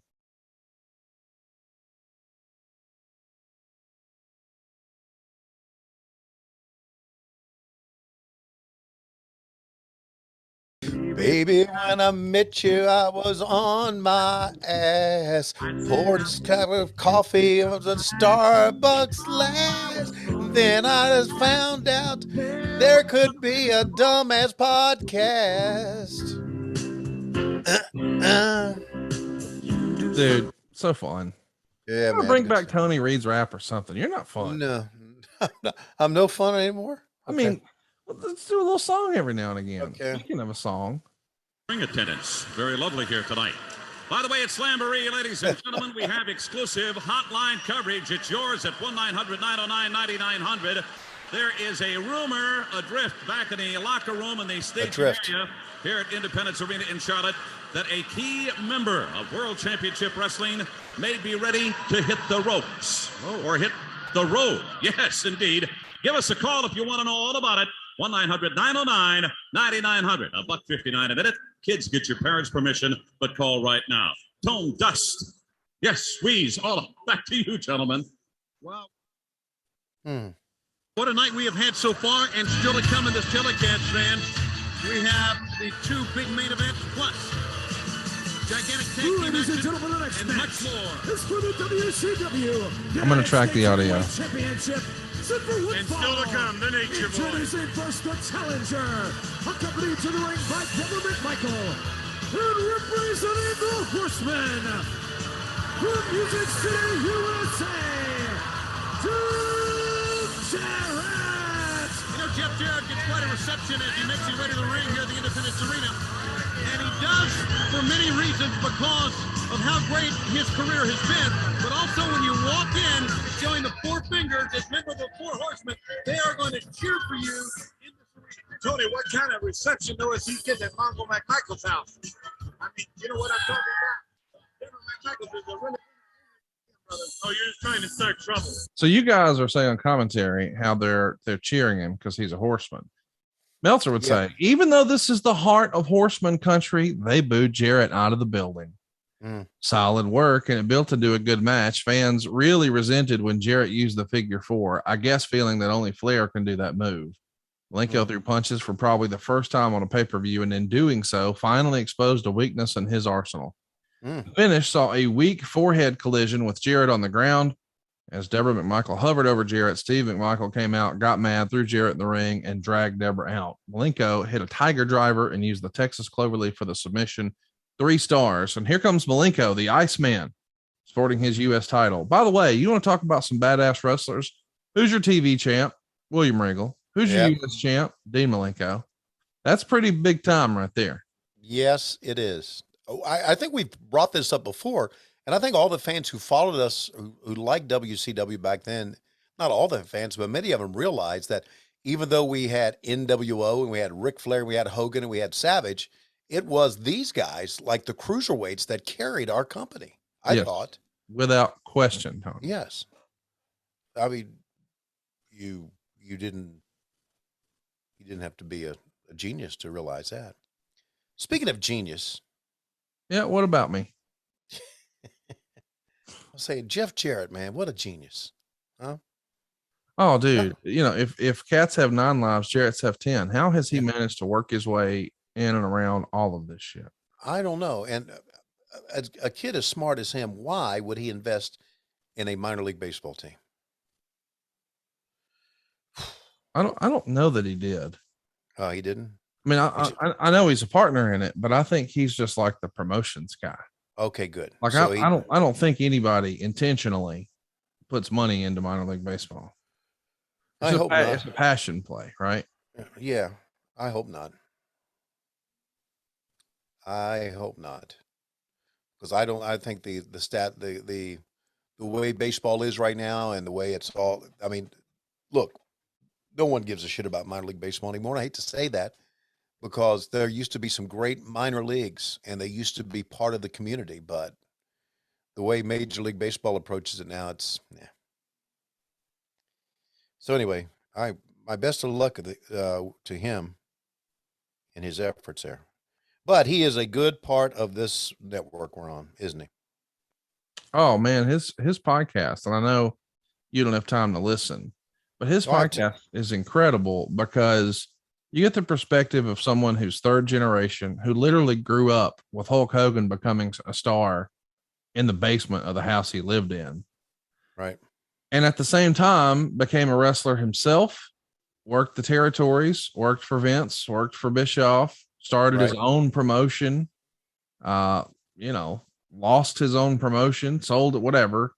I mean, just all the stops and starts and ups and downs and turns. And he's just had, he's lived 3 lifetimes already with just his life experience and all that he's done, and somehow remains positive through all of it. And, just a few years ago was an active addiction, and now not that at all. I mean, he's super dad at every game, and, just a hell of a story, hell of a guy. Hell of a story. You are exactly right. And you know what? Still looks very young, doesn't he? Man, what's funny is he tries to be professional, Jeff.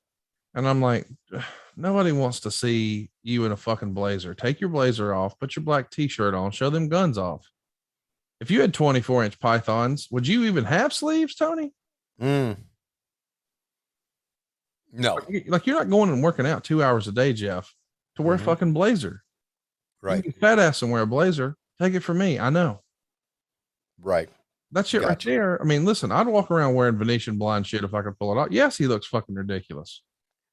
Ridiculously good. That's right. Venetian blind shit. Well, look at him. I know. That's Peekaboo Jones right there. I was going to call it cheap shower curtain shit. Yeah, there you go. Yeah. I'm trying to liven this up because I'm not as funny as I used to be. Well, you don't sing. I need you to do some raps. Okay. You know what else we need to do? We're overdue for Cassio to do a run in here on the show. Yeah, I know. Let's see if this is going to help us out here. Hang on a second. I'm ready.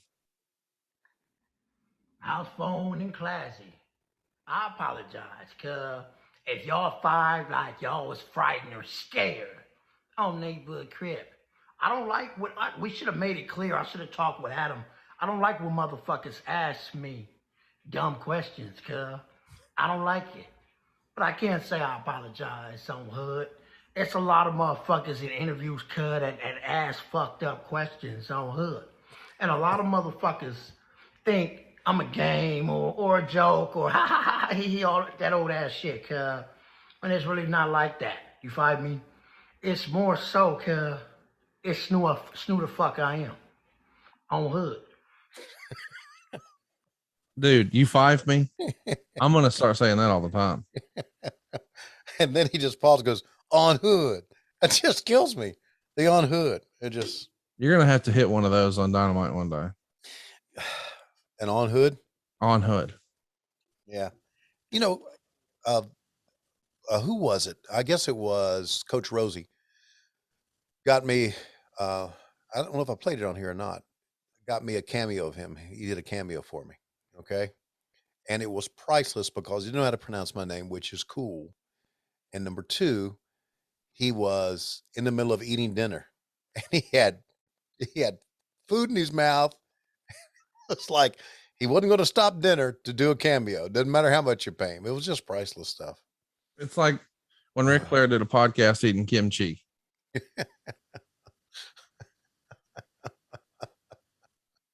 Oh. I think I saw this. I think I mentioned this. I saw the picture of you and Ric Flair on his boat. Yep. I'm sure that's good living down in Tampa, man. Dude, he's got it figured out. Yeah. It's the happiest, best setup I've ever seen for him. Yeah. He's on cloud nine, dude. Good for him. And here is Dean Malenko, the Iceman. Funniest guy ever. Deborah she looked wonderful, didn't she? You almost said all the way live, didn't you? Yes, I did. That's a Ric Flairism right there. You know who uses that all the time? Like they made it up now? Who? Pond Water Dave. Oh, please. Pond Water Dave, I don't think I ever told you this, gave our group chat one of the most unintentionally funny moments ever. A few years ago, because he's a big collector. And believe it or not, one of the things he collects is those Funko Pop gimmicks. You know what I'm talking about? I know. He sent me some. So they had a little promotion, I guess, online announcing, hey, they're making some new ones. And it happened to be one of Charlotte Flair. Oh my God. And, he's got like a whole Flair wall in his man cave. Right. So he wanted it, which is cool. I mean, you're a collector and there's a new one. Yeah, you got to get it. I understand. Right. But he goes to me, hey, does anybody know when this comes out? And they literally just posted the thing. So of course nobody knows when it comes. Like, there's like engineers in my group chat and radio guys and stand-up comedians and me and Dave. It's not, how would we fucking know? Mm-hmm. And so everybody's like, nope. And so then he goes, hey, Conrad, will you text Ashley and ask her when her Funko comes out?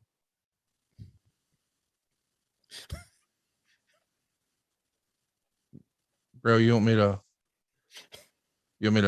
to call my sister-in-law who's probably traveling fucking Europe right now trying to make towns?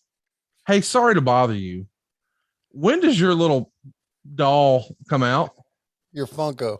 Do you think by the way, here's the joke of that. Do you think she fucking knows? I know the answer to that. No. She doesn't know. And not only does she doesn't know. Yeah.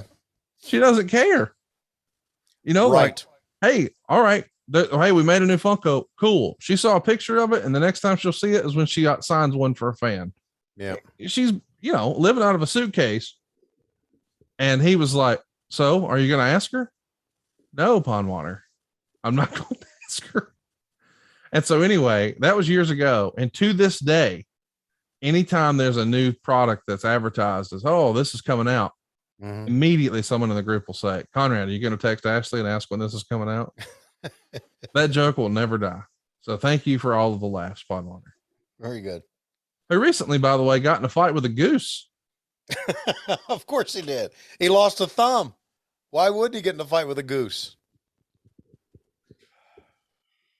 You ever heard the old expression, shit through a goose? I have. Like when someone wins the lottery, they're going to go through that money like shit through a goose. Mm-hmm. Have I told you my goose interaction recently? Okay. Meanwhile, hang on a second. Oh, they kind of botched up that spot. But anyway, go ahead. Give us your goose interaction. So, I got this boathouse at the lake house, and that's the last thing we're working on renovating is the boathouse. It's taking a long time to renovate it. I haven't even started it yet. The boathouse, we haven't even touched it. Okay. But you've renovated the lake house? Yeah. It's all done? No, it's not all done. It's a full gut remodel. I mean, we stripped it down to the studs. So new floors, new ceilings, and, okay. Everything. All right. Anyway, though, what I was saying is we walked it with the contractors a couple of weeks ago and just try to get ideas like, oh, we're going to take this vinyl siding down and put hardy board up, and we're going to pull up the wood deck and put composite down, blah, blah, blah. It's standard stuff. And so across, when we get inside the boathouse, across the little slip where you would pull the boat on the other side, the wood dock on the opposite side, there's this goose, a pretty big one. Mm-hmm. And one of the guys says, hey, that's the mama goose. But that daddy goose is hanging out around here somewhere watching. And if he shows up, we got to get the fuck out of here. Exactly. And I laughed and I was like, seriously, bro? Yeah. And he's like, yeah, man, he got after me the other day. We got to get the fuck out of here. And I was like, wait, what now? And so sure enough, we're not in there. 3 minutes. And the daddy goose, not only does he come in, he lands in the water where you would park your boat between us and the mama goose. And he starts like bowing up. And these guys were like, we got to get out of here. So I got to open the door. And I'm like, because the doors need to be replaced. And I'm like, well, this door doesn't open. And the general contractor says, I'm going to get that some bitch open. And I'm like, are we 3 grown men running from a goose right now? And they're like, you don't understand. You don't understand. Right. Then a few days later, when Pond Water Dave got in a fist fight with a goose, I was like, I guess this is a thing that I didn't know about. But in my head, and Lord, I love me some animals. And unlike Tony, I've never hit a dog with a baseball bat. But if a goose came at me trying to fuck with me, I'm going to punch the goose. I'm going to fucking hit the goose in his fucking goose face. Down goes goose. No, you don't understand. 4 bills. I can knock out the fucking goose. You don't understand. Okay. I don't, apparently. No, I ain't afraid of no ghost, and I ain't afraid of no goose. Okay. I'm not running from a goose. I'm 6'3". I'm not first of all, I can't run. I waddle. Okay. All right. Okay. And listen, the goose gonna size your ass up. I'm gonna fuck that goose up, Tony. No, listen. Goose doesn't give a fuck. Okay. Goose doesn't fuck around. If you punch a goose, he may flop around and sell it for a second, but he's coming back for more. You don't fuck with a goose, Conrad. I'm telling you, don't fuck with a goose. Ooh. Here's how Pond Water Dave got into a goose fight. He got a new independent belt from Reggie Parks made before he passed away. It's an old belt, probably from the 90s or early 2000s. I'm not sure. But it was a Reggie Parks plates, Reggie Parks leather. And if you're a belt collector, that's kind of a cool find to get an old ring used Reggie belt. So he got one and he wanted to take pictures with his belt because that's what Pond Water does. And Pond Water lives on a spread. He doesn't have like a lot. He has an estate. He's got acreage, which I guess you have to in Mississippi. Like his nearest neighbor is probably 30 minutes away or some shit. Sure. So he's got a pond on his property. So he wants to take pictures of himself with this belt by the pond. And that goose was like, get the fuck out of my pond. Yeah, right. Get away from my pond. And so in my head, all of a sudden, this goose was like, if he's the champ, I want a fucking title shot right now. I think that goose saw that belt and was like, the shit's on. Yeah. I want to be the champion of this pond. I think Pond Water Dave is going to have to defend his title against that fucking goose. Yeah. Well, guess what? Goose Ball ain't dropping anywhere in the pond. Goose ain't dropping the title. I can tell you right now. Goose goes over, you say? Yeah, every time. If the Wild Thing music hits and John Moxley comes in the ring and throws a water bottle or rolls in the ring and there's a fucking goose, Goose doesn't give a fuck about the water bottle. Doesn't give a fuck about the song or fans going crazy. Just so I understand. Yeah. You're saying John Moxley could not fuck with a goose. No. This Blackpool Club bullshit. Yeah. That's a work. Yeah. This is a shooting badass goose. I'm telling you. You think they got working geese? No. Or all the geese shooters and hookers? I don't know. But you just don't fuck with a badass goose, man. You don't. You think some of those geese were trained by Luthez, maybe? They passed it down from goose generation to goose generation? They could have been. They know how to do the Thez press. Okay. I'm sure a goose, if he needed to, could learn the figure 4. Oh, a goose doing a figure 4, especially if it did like a fucking strut after. Yeah. That's right. I'm for it. Popping back and forth. I'll tell you what, when we hang up, I'm going to the lake house. I'm going to fuck with that goose and I'm going to have Megan film it. Well, I'm confident I can knock a goose out. Well, let me tell you something, Conrad. First of all, I hope Paul Bromwell is available next week. Oh, you think the goose is going to end my life? Well, no, he's just going to hang you put me on the shelf. He could put you on the shelf for a couple of weeks. What happened to him? Oh, he fucked with that goose on the lake. We warned him. Here we go. Oh, Mongo ain't scared of no goose neither. You know why? That's because he never fucked with one. By the way, the next match is Meng and Chris Benoit in a death match. Whoa. She is so beautiful. Yeah, man. She really was. She was just stunningly beautiful. And I know that her character got heat and people hated her. That was the idea. She's a heel. Yeah. But that beauty queen thing, man, listen, it's a little, don't get me wrong. I understand. A little corny, a little cheesy. Yeah. But it's heat. Imagine being the self-appointed queen of the WCW, not queen of WCW, the WCW. I'm the queen of the World Championship Wrestling. Yeah. It's the WWF or just WCW. And here comes the Texas Cloverleaf. And you know what that means. By the way, one of my favorite submissions. Yes. Where to go now? There's a tap. Sling Blade tapped it out, and that is the end. And we see Dean Malenko celebrating here as Mongo is stomping to the back, Deborah in hand. And Tony, I need you to hit pause and give us a time code when you get a chance. Okay. As Dean Malenko looks into the camera, we will hit pause at 1 hour, 24 minutes, and 39 seconds. That's 1:24:39. Now, of course, we're doing this. Well, first of all, to, I don't know, have a moment of silence for me with my goose battle, I suppose. But in real life, I'm glad I've went to GoliathLife.com because, well, I'm going head to head with a goose and I might need life insurance, according to Tony. But no, in all seriousness, we do need to talk about insurance just for a minute. We all get medical insurance and auto insurance, but we don't even know if we're ever going to have a need for it. Well, let me let you in on a little secret. You need life insurance because we're all going to die. Now, I know that's not something you wanted to hear today, but I just want you to at least start thinking about who's going to take care of your family when they no longer have your income. If you don't have a plan for that, you need life insurance. And I recommend GoliathLife.com. The reason I do this is because they streamline the insurance process by allowing you to get quotes from more than 20 carriers all at one place, GoliathLife.com. You'll pick your terms and payments to fit your budget. And once you pick your price, you'll start the online application immediately. And even if you have to have a medical exam, and you may not, they'll come to you. I know this because I've done it. They sent someone to my office. I skipped all the phone calls, the paperwork, the crazy invasive conversations. GoliathLife.com made buying life insurance simple. There's no hidden fees, no upsells, no hassle, not even a phone call. GoliathLife.com is life insurance in your hands on your time. Get multiple quick quotes right now from the comfort of your own home and begin your application in a few easy clicks right now at GoliathLife.com. And Tony, I'm at 1:24:39. I say we get this show rolling in 3, 2, 1, play. Either way, I would say 35, 50 times. Jeff You Jarrett think- is all. You think the goose can become the official mascot of WHW? Dude, I'm for it. You know what I'll do is, cause see, as we're recording this, it's Mother's Day.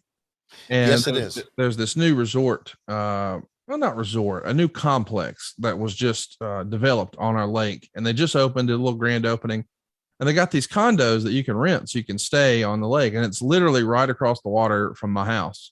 And so Morgan was in town, so I rented one so her and her mom could go hang out and have some mommy daughter time on Mother's Day weekend. And I stayed home and recorded and worked and all that jazz. Anyway, I'm saying all that to say, when they went to check out today, after they left, she said, "Hey, I'm going to take Morgan by the house so she can, see all the new bathrooms and all that stuff, since all that's been finished since she was here."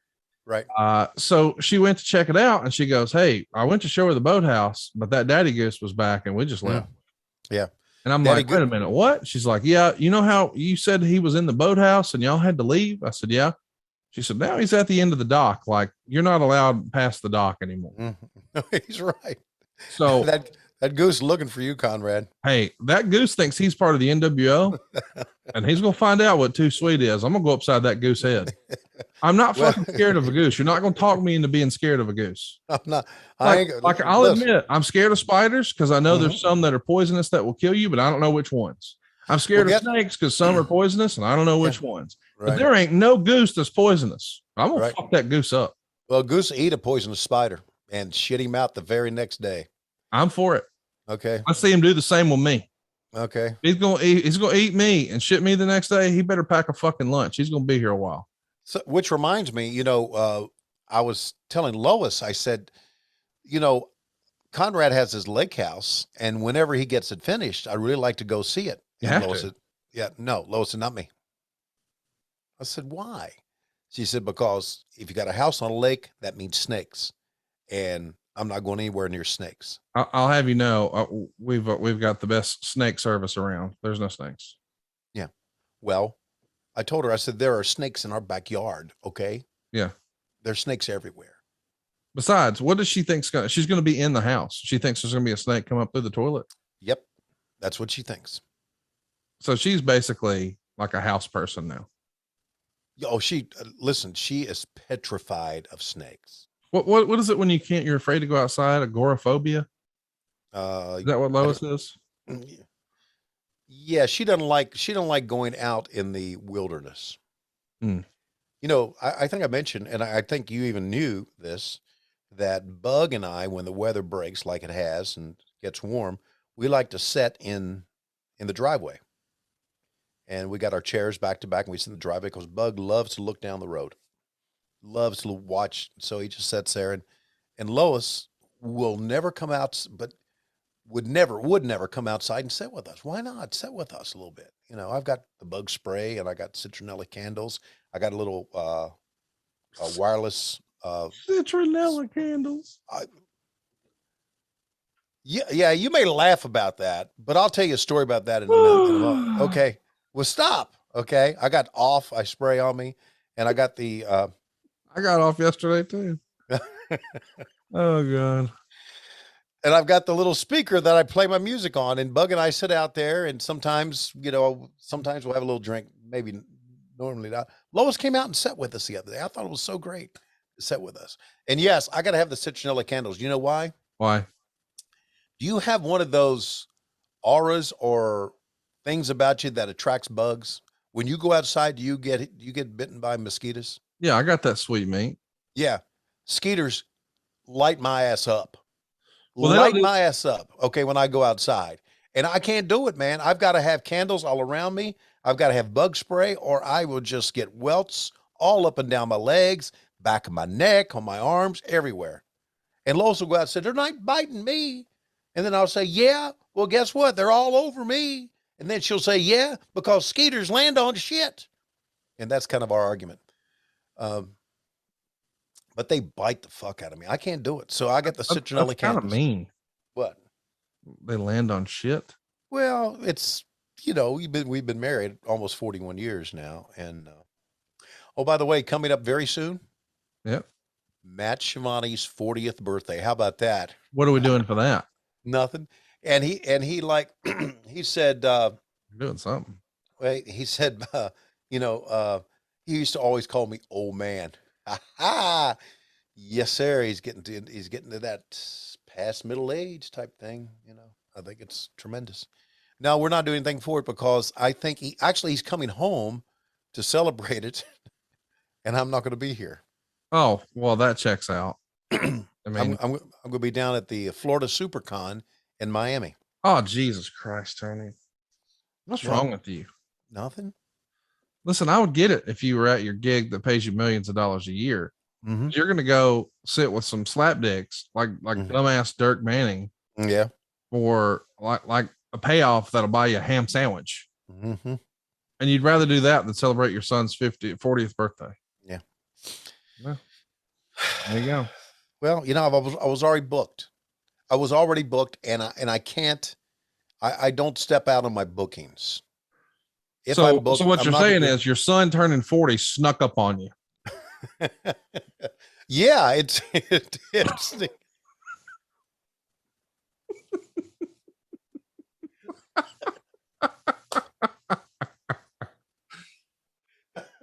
I knew that would get you.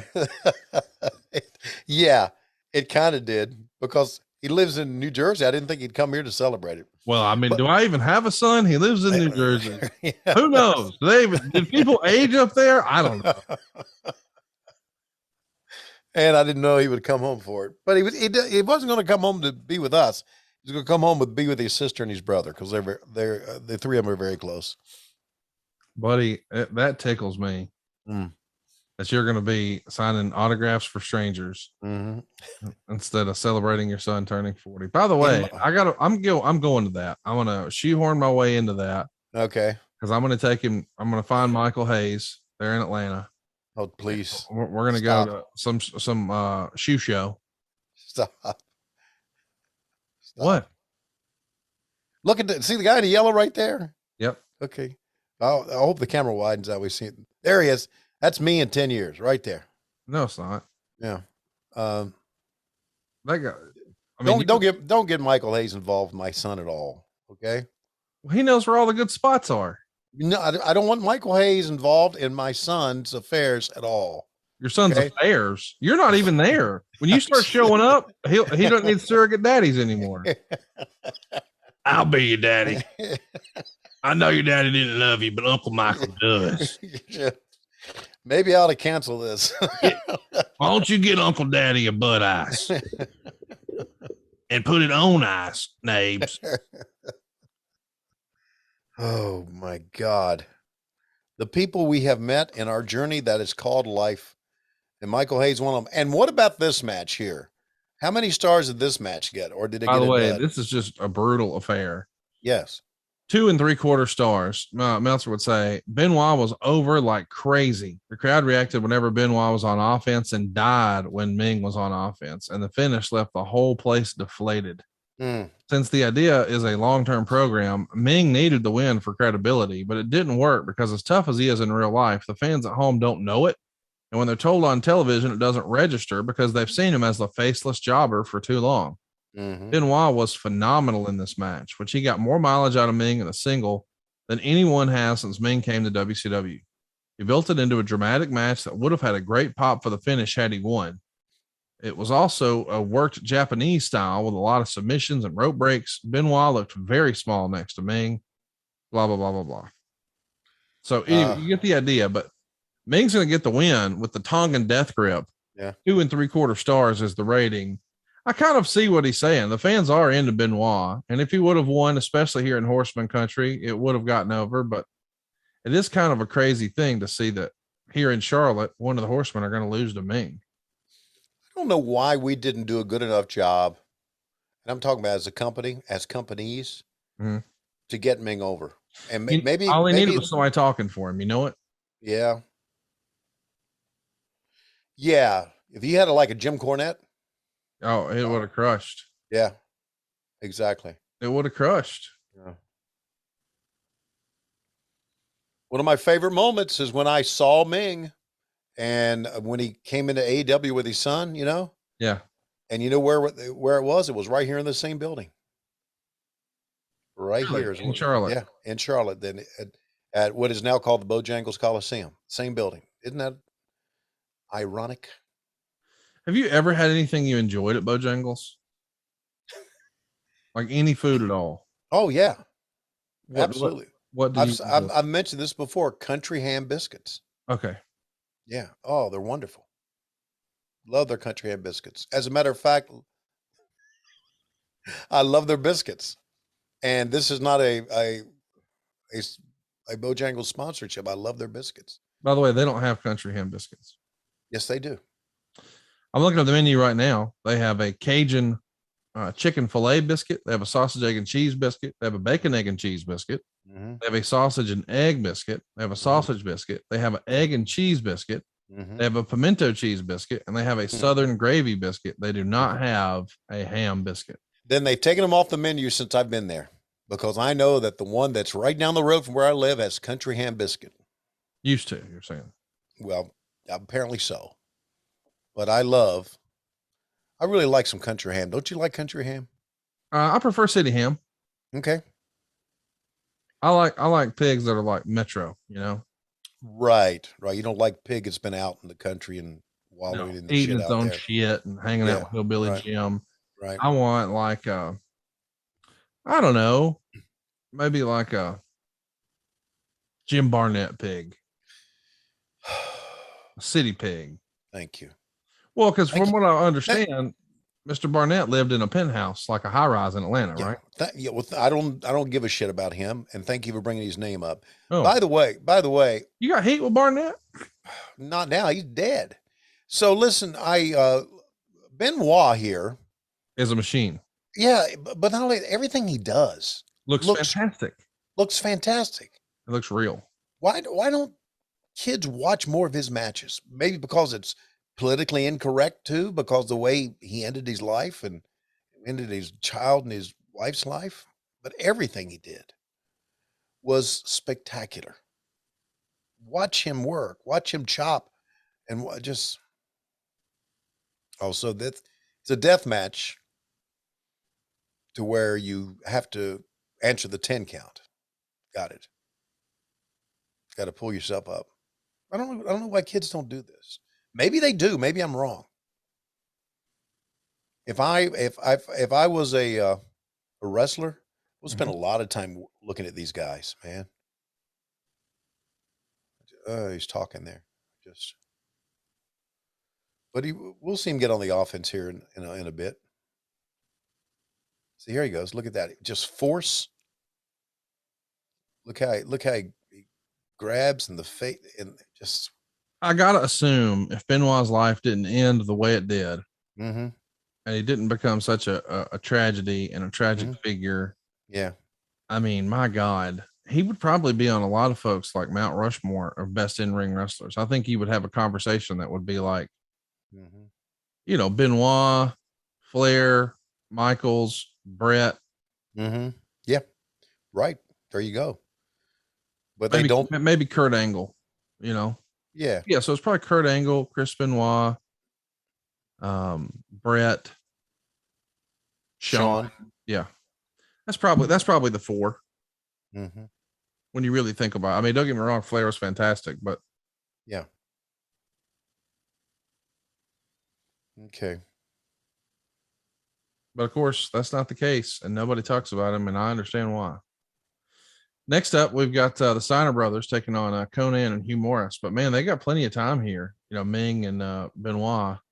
Yeah. Almost 15 minutes. It's interesting to go back and look at this. Regal and Ultimo, 16 minutes. Medusa and Luna, 5 minutes. The Randy Savage DDP skit, 15 minutes for Rey Mysterio. Just a couple minutes for Glacier, where we saw the debut of Ernest Miller. 15 minutes for Malenko. 15 minutes for Benoit. Unbelievably, 15 minutes for Mongo. Wow. Mongo and a guy who really basically. It's first match. And I'm sure he worked out at the power plant. Are you familiar with the phrase, the blind leading the blind? Yeah. Well, you know, listen, they had to go to Jody at the power plant and do the whole match, I would think. But still didn't make it any good. Yeah. And I want you to read to me what Dave said about it. Oh yeah, we're going to get there for sure. Yeah. God, Meng was something else.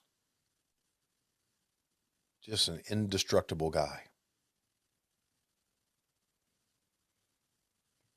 In this same building, when Meng showed up for AEW and was there with his son, went to catering, you know how I give Arn Anderson a look. Wait a minute, look at Benoit first.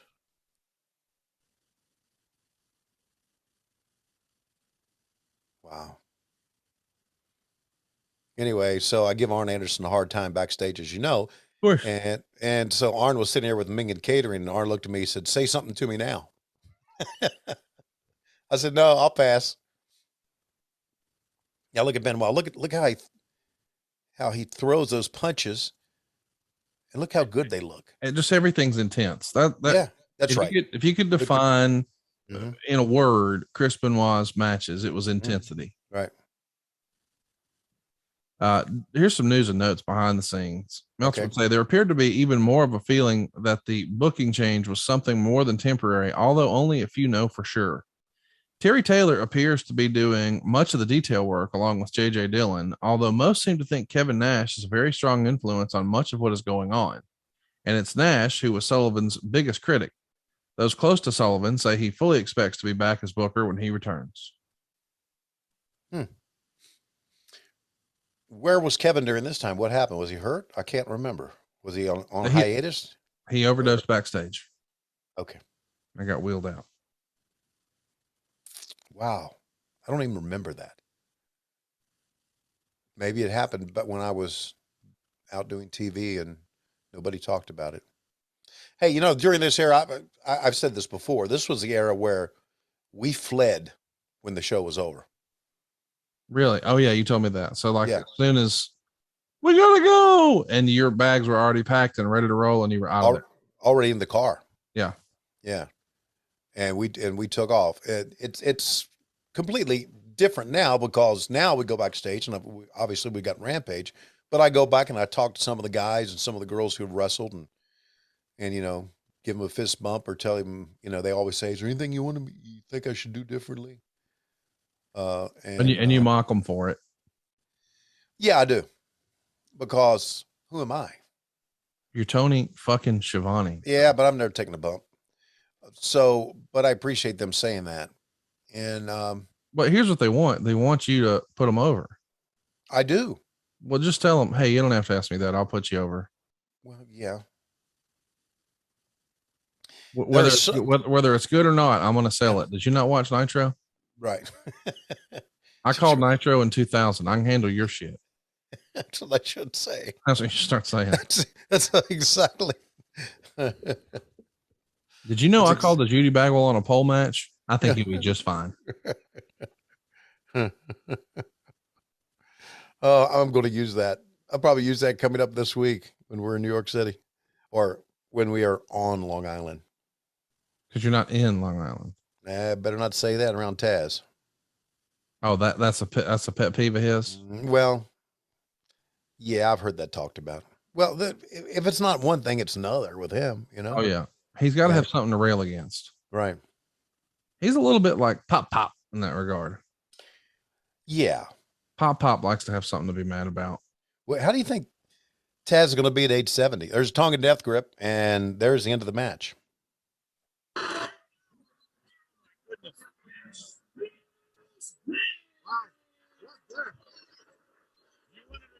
You had one. Well, you really did. And she is just about ready to. I do like Meng's theme song. Mm-hmm. Coming up next, as we said, Steiners against Konnan and Hugh Morris. Meltzer would say Hugh Morris worked most of the match. Steiners did a lot of good suplexes, but a lot of the match was pretty sloppy. Rick almost missed the top rope bulldog on Morris completely. After Morris missed a moonsault on Rick, Scott hit him with a Frankensteiner. The first time he's done that move, that he's the one who popularized it in recent memory, leading to Rick's pin. After the match, Konnan turned on Morris, leaving him laying with a DDT and walked out on Jimmy Hart, essentially quitting the Dungeon of Doom. Whoa, buddy. I think that's the tattoo Lois should get, a Dungeon of Doom tattoo. Yeah. What do you think? I don't think so. I think it would hit. Mm-hmm. What should my next tattoo be, Conrad? What do you think for me? A nude of Whitney Wright. Since you won't answer my phone calls, I don't think so. Well, here's what I did. Have I told you about my pool situation? So I'm trying to remodel the pool at the lake, right? So we're rounding third base on the house. So I'm like, all right, I got to get all this other shit going, like the boathouse and the pool and all that. Yeah. And so I met with some guys in February, and the folks who originally built the pool when the house was built 25 years ago or whatever. And so made sense to me. Hey, they know the inner workings because they literally built it. So we should get them to do it. So he said, oh, I'll have you something first of the week. Well, of course, the first of the week comes and goes, but I know people are busy. No big deal. So the next week I start saying, hey man, just following up. And I do that literally twice a week and then eventually twice a day. And I never, ever, ever get a response. So I'm like, fuck this. I know exactly what to do. So I sent him flowers. That's a bouquet of roses. And the card said, hey, Jim, tried leaving messages. Let's see if this works. Please call. I gave my cell phone number and signed my name. He didn't call. He showed up at my house an hour later. Wow. And delivered the quote. I'm sorry. So I'm getting my pool done. And all it took was $100 of roses. Ta-da. Maybe I should send Chris McDonald roses. Hey, I'm going to send you something here. Wait, is Chris McDonald ignoring you? No longer. I want to send you something here. What do you mean he's no longer ignoring you?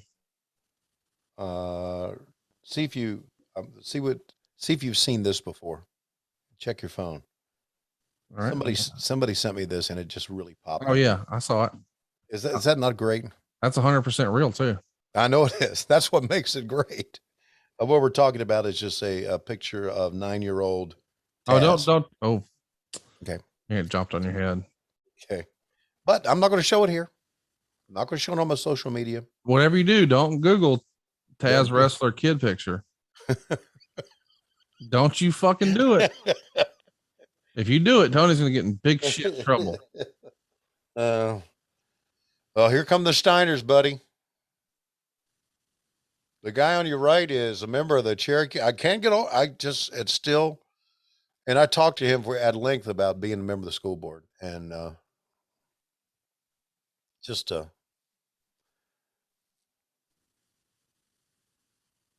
okay. Tell us about this match. What did Dave Meltzer think about this one? I'm gonna tell you all about it, but before I do, open your Twitter DMs. I just sent you something. Okay. I just read the whole recap of this one. You did? You just weren't paying attention. No, I thought we were talking about a goose. I'm sorry. No, we're talking about how Konnan quits the Dungeon of Doom at the end, and it was sloppy. Oh, that's right. That's right. That's right. Man, I like their look here. You know, where they're wearing matching red singlets. Uh-huh. You know, I know it's nothing fancy, and they used to have all these crazy neon designs, and they were both different. But you know, here in '97, that's not the thing anymore. But they got the short boots. I really like it. A little fringe on Scotty's. Yeah, man. Color boots for Rick Steiner. Good stuff. You can almost see the beginning of the transformation of Big Papa Pump here, can't you? 100%. Yeah. The only thing that Scott needed to do right here is lose that mullet. Man, I love a freaking mullet. Did you see that Twitter DM? Yeah. How about that? Priceless. Now you got plenty of material to fuck with folks this week. And thanks to my relationship and friendship with Conrad Thompson, I now know how to fuck with people. I thought I knew. I wasn't even close. But I can tell you right now, big guy, don't fuck with the goose. You have no idea what you're dealing with there, buddy. Well, that goose is gonna fuck around and find out. Yeah, because you know what'll happen if you think you got rid of the goose. I'll guarantee you there's such thing as a goose zombie. Tony, he'll come back at you. I've said it once before. I'll say it again. Okay. I ain't afraid of no goose.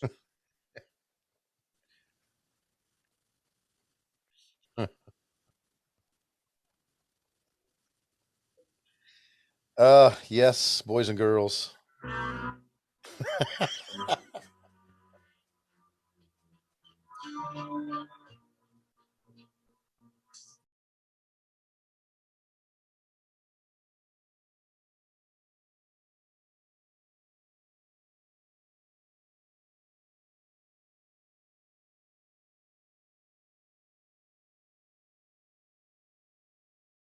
Goosebusters coming your way. You're all alone in the lake house you own.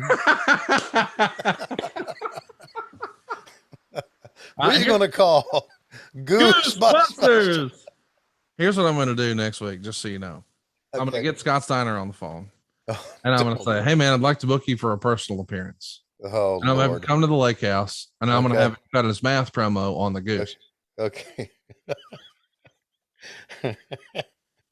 Have you heard the math promo? Oh, yeah. Oh, yeah. We, as a matter of fact, AEW Unrestricted just dropped this past week with our interview with Samoa Joe. And that was the first question I asked him. I said, how are you in math, Samoa Joe? And he talked about that. He had a pretty good backstory on that. It's going to be a three-way for the TNA heavyweight title at Sacrifice between you, Kurt Angle, and Samoa Joe. Now, before you get there, you have an important step tonight as you and X Division champion Petey Williams take on the unlikely duo of Kurt Angle and Samoa Joe. You know, they say all men are created equal, but you look at me and you look at Samoa Joe, and you can see that statement is not true. See, normally if you go one-on-one with another wrestler, you got a 50-50 chance of winning. But I'm a genetic freak, and I'm not normal. So you got a 25% at best at beating me. And then you add Kurt Angle to the mix, your chances of winning drastically go down. See, the three-way at Sacrifice, you got a 33 1/3 chance of winning. But I got a 66 2/3 chance of winning because Kurt Angle knows he can't beat me, and he's not even going to try. So, Samoa Joe, you take your 33 1/3 chance minus my 25% chance, and you got an 8 1/3 chance of winning at Sacrifice. But then you take my 75% chance of winning, If we used to go 1-on-1 and they had 66 and 2/3%, I got 141 and 2/3 chance of winning at sacrifice. See, Joe, the numbers don't lie, and they spell disaster for you at sacrifice. See, but I'm going to break it down for all you ladies. Would you rather be with me, or would you rather be with Joe? Well, I think Joe's kind of nice. I mean, See, you're one of those girls that like romance. I'm going to talk to all my freaks out there. Would you rather come home to me, a genetic freak, to be satisfied every night, or go home to that fat-ass Samoa Joe? See, tonight, we're going to win, and I'm going to be the world champion at sacrifice. Come on, P. Let's go. Scotty, just like you always say, Big Papa Pump has got your hookup. Well, Maple Leaf Muscle is who you need to look up. Holler if you hear that. So there you go. I'm going to have him cut a promo on the Goose. That is a classic all-timer interview. It is. One of the all-time greats. Yes, it is. From Scott Steiner. God, did you see Scott fall on the top rope? Yes, I He did. about took his fucking head off. Mm-hmm. Remember, like you said, it's a cable. It's not a rope. Yes. Yeah. Anyway, Scott Steiner's math promo is tremendous. Mm-hmm. And I think me, him, and the Goose, that's going to be good. Mm-hmm. Instead of duck the clothesline, it'll be duck, duck, goose for real, but with a fucking Frankensteiner. I'm telling you this, if you think Scott Steiner's scared of a fucking goose, he's not. No. That's what Scott and I have in common. We don't have a lot in common. No. But, we both love his brother, Rick. Well, yeah. And neither one of us are scared of that goddamn goose. And here's another reason that neither one of you are scared. Neither one of you had to tangle with a goose before. That's true. Once you do, shit's on, buddy. Lois and I come and visit the lake house and they'll say, "Can we go to the lake house?" You go, "No." I say, "Why not?" I say, "The goose is out there." So, okay, let's just stay in the house. And Lois say, that's good because there's snakes out there and I don't want to go out there anyway. I say, "But Conrad has gotten rid of all the snakes." "Yeah, but one may come up through the toilet." Why didn't you stay at home, lady? Why does she drive cars? Because if you're never in a car, you can't get in a car wreck. Right. Just I don't know what it is about snakes. Would you rather be in a car wreck or see a snake? I'd rather see a snake. Yeah. What the fuck is wrong with us? This is supposed to be. We're supposed to be watching wrestling together. We've gone through gooses and snakes. Play Ghostbusters song. Ghostbusters and Crip Mac.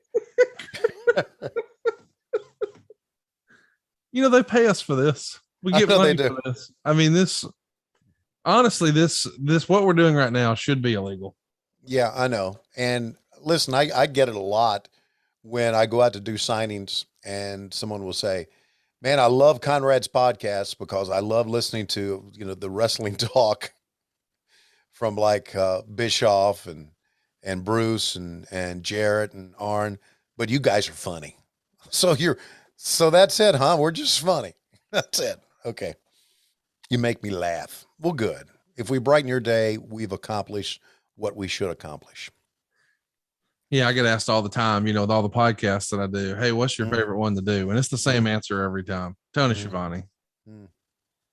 With the other shows, there's like, we got to be serious. There's got to be some real research and debate and conversation, and we get in arguments sometimes, and I mean, it's heated. Right. Eric and I, on this past Monday show, we really went at each other, and that's just normal. We disagree, and we disagree a lot about a lot of things. And so, but then I come on here and it's like, "Hey man, I'm gonna fuck this goose up."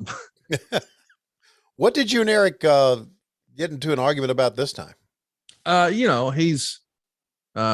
He made a silly statement about AEW, and I just defended it. Not like I'm an AEW apologist. I'm critical when I don't like stuff, but I like more than I don't. But he was saying, in his opinion, that Monday Night Raw has better creative than Dynamite. And I told him to just go fuck right off with that. Yep. That's bullshit. and he thought the WWE creative system was better than the AEW creative system. I think that's fucking stupid.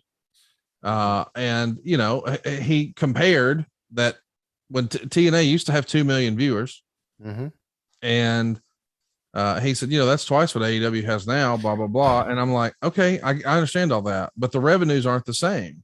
Like AEW just sold out the United Center in minutes. They sold out Mandalay Bay in minutes. Right. And you know, you guys, that's just not reality. I mean, TNA never did that. And he's like, well, that's because they wouldn't make the investment. I'm like, investment in what? In renting a building?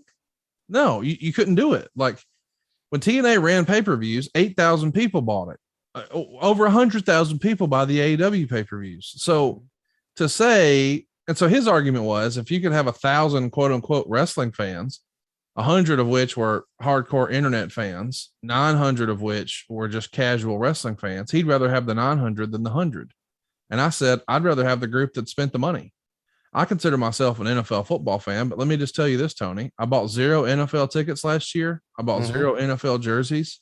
I bought 0 NFL merchandise. I spent $0 on the NFL last year. Did I watch the program? Sure did. But I spent no money on it.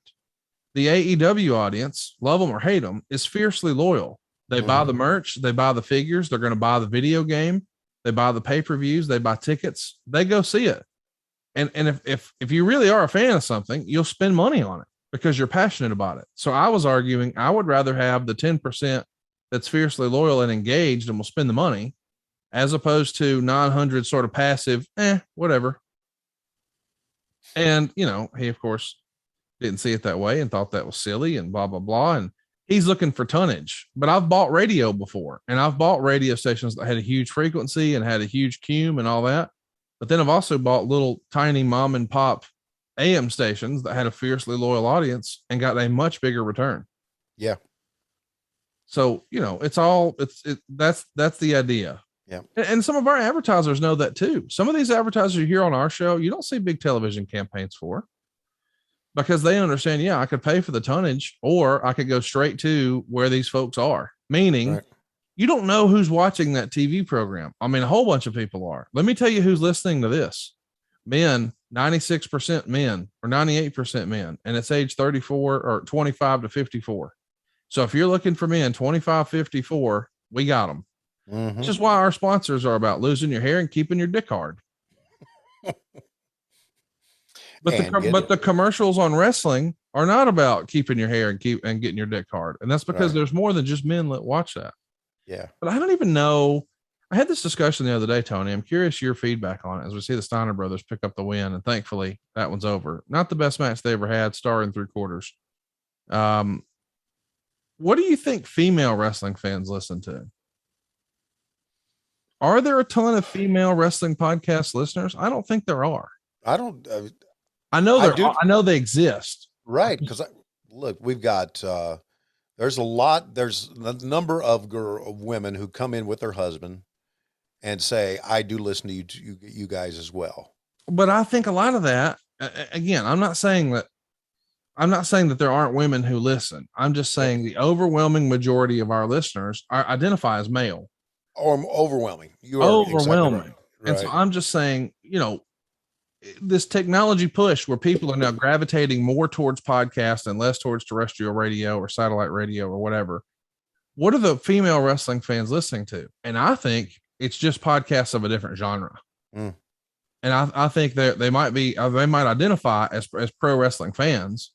And so, you know, they'll look at some stuff on social media, they'll watch some YouTube clips, and they certainly watch the television show, and they might even attend, a show in person and buy a t-shirt or whatever.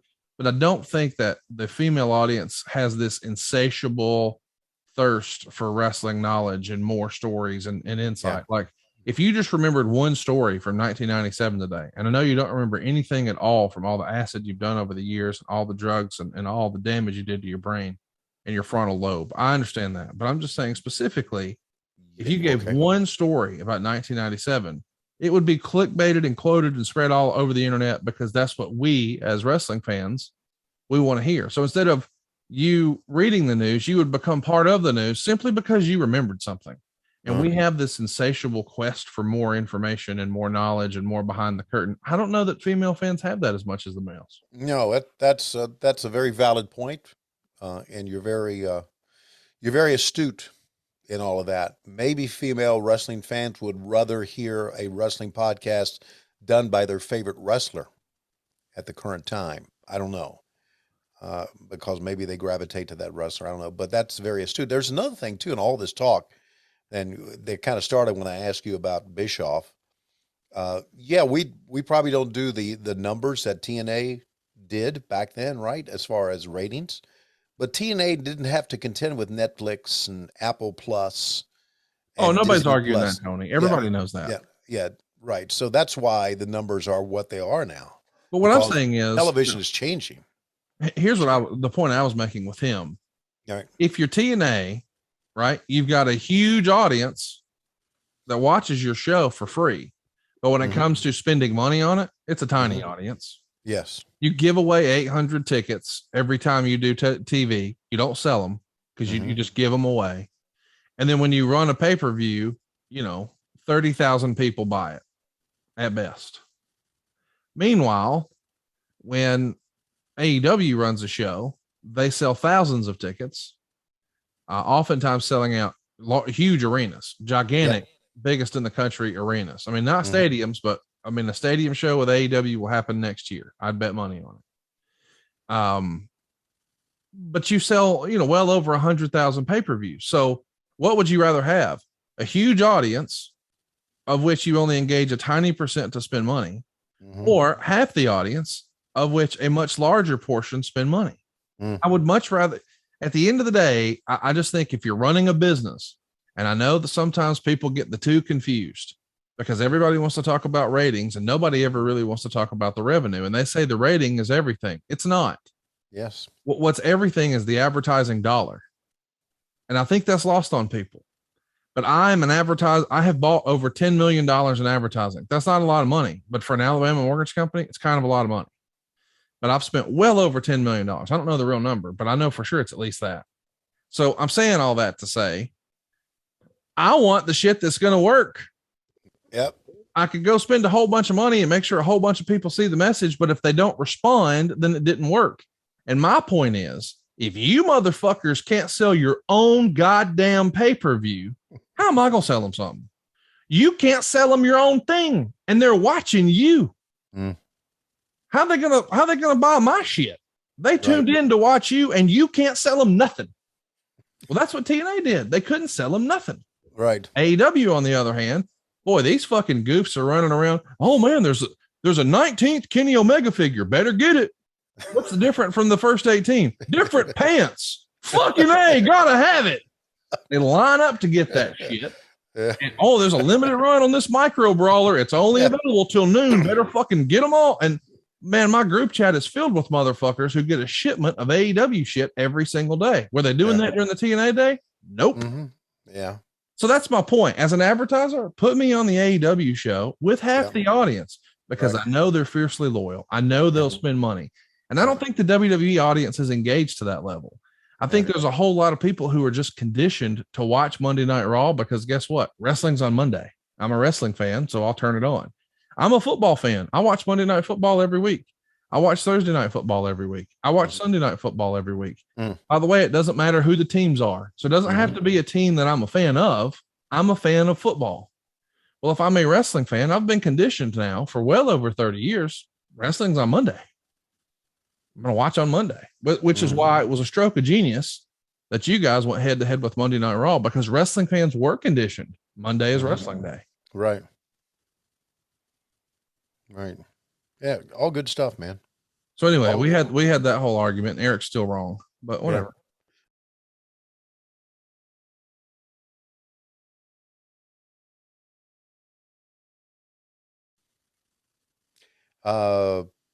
So like, to be clear, I'm not in the business. No, so I'm listen. Let me say this. Goose doesn't give a fuck about either one of you guys. No.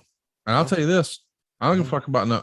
I would bet you this. I bet I could call Eric Bischoff right now. Are you scared of geese? Let's do it. Let's not do it. Let's not. Tell me about this match first of all. Well, let's call him and see if he's scared of geese. Can you put him on the air with your? No, I guess you can.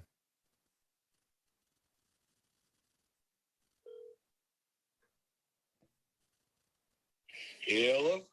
Hey, Eric. I got you on mine and Tony's podcast right now. We're taking a poll. Are you scared of geese? No, I love geese. I love hunting them. I love eating them.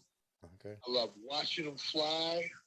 I have a big flock of geese that hang around my property here out in Wyoming, and I look every morning. I get up, and they fly about the same time every morning, and they're honking away, and all I think about is whacking them during hunting season. So I guess my question is, let's say one of them decided, you know what? I don't know that I like Eric. I think I might fuck with him. Are you scared of that goose? Well, no, here's the deal. You got to respect the goose. You don't have to be afraid of them, but you have to understand that if a goose decides to get pissed off at you, what they do is they jump up on their two hind feet and they take those big ass goose wings and they flap them at you. And literally, a goose could break a grown man's arm if they hit you right. So you have to be. Technically, they don't really have much of a fighting background. They just can whack you half to death with those wings. But if you're aware of that, pretty easy to beat the hell out of a goose. So do you think you could knock out a goose? I've killed a lot of geese, bro. See? You know, because they got that big old long neck. So once you get a hold of them, all you got to do is put the neck and you spin them around, circles a few times, and they're gone. Okay. All right. That's all I needed to know. Thanks for settling the debate. Appreciate you. Sorry for bothering you on Mother's Day. Okay. Well, no, I love talking about killing geese. Thanks, man. So there you go. Eric's with me. We agree on some stuff. We ain't fucking scared of no geese, baby. Goose gonna break your fucking left arm. Is what he's gonna do. I would love. Can you imagine the story? If I show up next week in a sling, we're on to something. Well, here's why Eric is not scared of a goose. Okay, Eric's got a whole room full of guns. That's true. Do you have a room full of guns? No. You're just going to go after him with your bare hands, aren't you? Yes. Before you're able to get those hands around his neck, that arm's going to be broken. And then he's going to look at you and spit on you is what he's going to do. Goose spit at you, buddy. By the way, this match, tell me about this match. Give me the Meltzer rating. Yeah, give me the Meltzer 411 of this. Would that be the 411? Whoever got the idea that these two could go 15 minutes needs to be sent back to the sanitarium. These two basically had a match worked out for them. The first few minutes were just walking and talking and doing no sell tackle spots. After White delivered perhaps the worst looking clothesline in wrestling history that McMichael had to sell, McMichael walked out. However, Gilbert Brown, a 380-pound lineman on the Packers, picked McMichael up and threw him back in the ring. Right. White threw a decent looking drop kick. McMichael started pounding on Reverend Reggie and said, "Jesus may have your soul, but I got your ass." White then turned it around and began telling McMichael he needs to go to church, but McMichael hit him with a low blow in his penis area. Oops. Crowd died at this point. Did he really write that? No.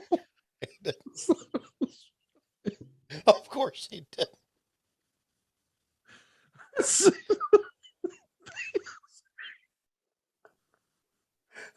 Stop. What's wrong with us? A signal was sent from the back to tell the guys to go home, but since they had their match worked out and weren't improvising, they didn't listen. At this point, it was the blind leading the blind. McMichael had to sell the most pathetic offense on a major wrestling show in recent memory. Penis area. Finish wasn't too bad as McMichael went to use the briefcase thrown in by Deborah, but Brown grabbed it away from him. Jarrett showed up with a second briefcase and threw it to McMichael, who clocked White with it for the pin. -2 stars. Wow. So Meltzer knew that they were given the go home signal and they didn't go home. And Correct. That just tells me there's a stooge backstage. 100%. Gary Taylor. No, I just a stooge backstage. Just never know who it is. Oh, God damn. Okay. Dude, I don't know why that cracked me up. But, I try to liven it up every now and again and just bullshit about you as you did earlier. But I was just, I don't know. I went with penis area and it got all over me. Reggie wearing the colors of the Packers. Yep. You know, we lost Reggie to sleep apnea too, just like we lost Brad Armstrong. Isn't that crazy? And that's something else. And that's why I'm always with my my CPAP. Got one for the road and one for home.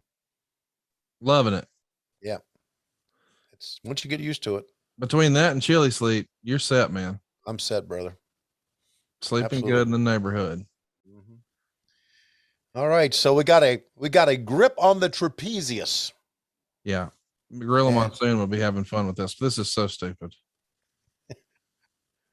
If you got a firm grip, wouldn't that hurt? They're with the penis area. Yeah. That's an old football injury that tricked me. Oh, the trick knee. It's Heenan. One of the best. Hey, I found a new computer I want to buy. Hope it's a Mac. No, I'll never have a Mac. Then you'll never have a good computer. But go ahead. No. I was thinking about getting a new one here too. I don't really need it. My computer's fine. It's just like, I don't know. I got computer envy. Saw one the other day that had 128 megabytes or gigabytes of RAM or something like that. And I was like, Yep. That's a lot. Yeah. 6 terabyte solid state. And I was like, wow, that's a lot. 5.3 processor. I'm like, wow, that's a lot. Right. I got excited. But I didn't pull the trigger on it because I'm like, man, it's going to be a hassle to switch all my shit out. What would I do with this one? So I didn't do it. Okay. Hey, so what you see if you're watching on our YouTube and you see the video version, what you see behind me is pretty much going to be turned into. You really won't notice it, but I got lights and I got a 4K camera coming. Oh. And a teleprompter, and it's going to be turned into a studio. How about that? Yep. That's exciting, man. Yeah, that is. So when you see me doing things for AEW, it'll be right there now. It'll be from the Batcave. Yeah. No longer do you have to go to DDP's. Yeah, it hasn't. We're a little ways from working it out, but we're getting close because we got to wait on equipment and we got some lights we got to install and everything. But the point is, this summer, you no longer have to go to DDP's. You'll be able to do it That's right here. Yeah. That's exciting. That is exciting. I'm really excited about that. I really have been wanting to do that for a long time. And I love going to DDP because I love working with Robert Peak and Dylan and Trevor. And How great is Dylan, man? Yeah, he loves the business, man. Like nobody else. Yes. Like a nice guy too. Yeah. And Steve Hughes, another guy who I work with there. So I love working with those guys, but it's 35 minutes to get there. And so if I listen, it takes me longer to get there and get back than it takes me to do my work there. Yeah. So you ever feel bad for Steve Hughes? All the time. I did too, man. Mm-hmm. Yeah. I did too. Steve Hughes is one of the most talented guys I've ever been around in my life. 100%. Yeah.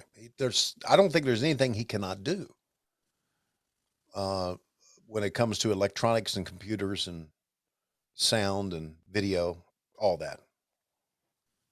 And then we got Dylan. And if you probably haven't worked that much with Robert Peak, but no, I haven't. What a pro. What a freaking pro. And Jeremy Ping and Trevor, those guys, just all professionals. And I really wish that DDP still had the studio working as far as bringing in people and, working out. They don't do that much anymore since the pandemic. But they're not actually doing yoga there anymore? No, they don't. Everything's app-based now. They stopped after the pandemic and they've never restarted. Now they may restart, but once the pandemic they just haven't yet, you're saying. Yeah, right. Okay. Long reach there, buddy. Look how tall, towering above the top rope that Reggie was. Yeah, okay, so let's see. Are the fans reacting to this or not? No. No, they're dead. Mm-hmm. Now they're excited because they're on camera.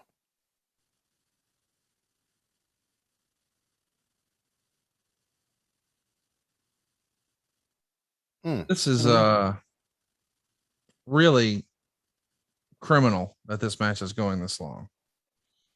To Yeah. your point, this should have been 8 minutes tops. At the most. I would have thought maybe closer to 6. Which, And listen, this- in the scheme of things, when you're just thinking about time in reference to, you know, a 2-hour show or 3-hour pay-per-view, doesn't seem like a lot of time. However, there's a reason that, you know, MMA rounds are what they are. Mm-hmm. Boxing rounds are what they are. Mm-hmm. Back in the day, boxing used to go 15 rounds, but now they only go 12 at the max, right? Don't they? Yeah. Here comes the big deal here. Gilbert.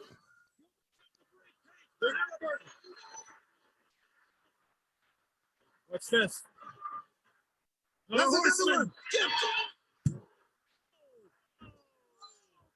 There it is.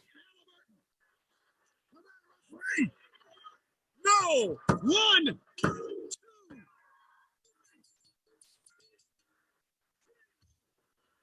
Did you know that? And I wonder how many offensive linemen watched this, guys who were playing against Reggie and were like, all I got to do is hit him real flat on the back and he'll just fucking fall over. Yeah. I've been working my ass off going at him from the front. All I got to do is slap him real flat on the back and he'll just fucking bloop. Or die. if someone just slide me a Halliburton about the time they snap the ball, I just pick it up and whack him with it. Did you call it a Halliburton? Halliburton. I thought you said Holla. I may have. Halliburton. I like it though. Halliburton. Halliburton. Who's the guy in the, I don't even know who the guy in the white is. Must have been his trainer or something. But I think that's your mom. yeah, it could have been. She was there that night. Was she really? No. The big old frog splash that Reggie did. Hey, what's the latest on your mom? She'd been dead since 90. So she wasn't there. You lied. I sure did. She was there in spirit. We think so. Here's the Halliburton. The other one was the Halliburton, but this is a Halliburton. Yep. Yeah, just That hit him was right it. directly in the back. Yeah, And he's that'll do done. it. Right. Now listen, I know you're probably thinking, well, if you're gonna knock out, that's what I should do with this goose. You know, do it Mongo style. Don't take a gun, don't take a stick, don't take a lead pipe. Take a stainless steel briefcase. Try to hit the goose right in the middle of the back. Don't worry about hitting him on his chin. Goose don't have chins. Geese don't have chins. Don't worry about hitting him in the head. I know that's what you're thinking. That would knock him out. No. Right in the middle of the back. And they just right over. Take a listen to this. 3 6-man tag team match. Okay, we don't need to listen to this. Qualifications. You're really worried about this guy, aren't you? I don't want to fool with it. Yeah, no, listen, you're right. I'm telling you right now that I just want to see you man up and get close to that goose. That's all I want to see, because I know you won't have a gun. I want to see it. I want to see you get Halliburton distance between you and the goose. That would be entertaining. We will have Dave Silver run the camera. Okay. Yep. Videotape it. Send it to Chris McDonald to edit it together. But you said Chris McDonald won't respond to you. Yeah. Well, I will say we'll send it to Chris McDonald to edit it together, and then he'll get it to you by 2025. But it'll be entertaining. He's the nicest guy ever. Yeah. I love Chris. What's the Great heat? guy. No, there's no heat. I'm just saying just what I'm telling fact here. So this is the main event, right? Yeah.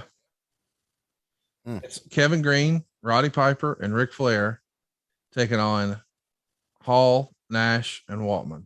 Look how cool they look. And coming to the ring, the 3 men known as the Wolfpack of the New World Order. 3 men. Dude, how cool were they? They were Fans cool. wanted to be like him, man. Yeah. What about you? Do you want to be like them? No, there was nothing cool about me ever. Yeah, but didn't you want to be cool once? Nah, it didn't bother me. Were you born lame, or is it something you worked at? No, I was born lame. Okay. Well, yeah, there was never anything cool about me, and I knew it. I knew my role. now, didn't Lois tell me that when y'all first got together, you could turn it inside out? You could like push it back in. No, I don't remember her telling you that. I know that in fact would be you a lie statement because Lois does not like to talk about shit like that. About your wiener? She thinks it's all juvenile humor, so she would never get involved in talking about things like that. Look at these guys at NWO, man, all cool. Man, Diesel. The match got 2.5 stars. Meltzer would say Greene didn't get nearly the pop you'd think coming out for a local sports hero, but Flair and Piper's pop more than made up for it. Flair's left shoulder and arm clearly weren't close to 100%. Syxx did a great job in this match in both working and getting heat. Flair didn't do much except a few trademark spots and the chop, but naturally everything he did was over like crazy since this was his night. Piper did a little more than usual, and Greene, in his second pro match, continued to show a lot of potential. It was mainly a comedy match, and Nash proved clairvoyant when it was all said and done when he said they needed Syxx to make the match. Piper knocked out referee Randy Anderson, leading to Nick Patrick coming out. Flair put Hall in the figure 4. They were the legal men. Piper put Nash in the sleeper, and Greene power slammed Syxx with all 3 down. Patrick counted Hall's shoulders down, and the pop was deafening for the clean finish. Here's the pop for Kevin Greene.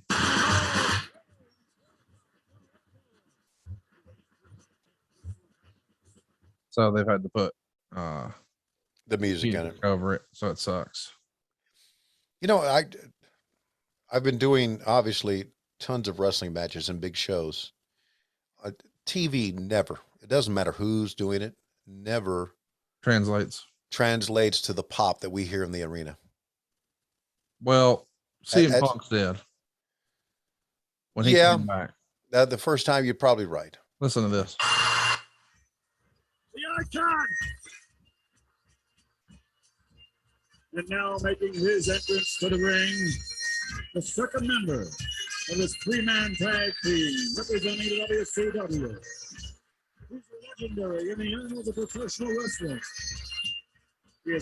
So we'll do Flair's pop in just a minute because I know you get nervous whenever we play his voice. I ain't scared of no ghost or no goose, but you're scared of his attorney, aren't you? I don't want to fuck with it. Piper's cool son of a bitch too coming out. Yeah, he's not NWO, but he's cool. I agree. Yeah. A different kind of cool. Right. But still cool. Yeah. That's a wonder he didn't do more acting. Yeah, you know what? They Live. Yeah, pretty good movie. I liked it. I know that, you know, some people feel that, I don't know. Here we go. Here we go. The third and final member of the WCW 3-man team.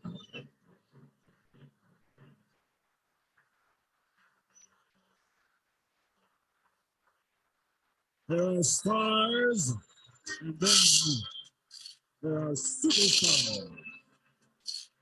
And then, ladies and gentlemen,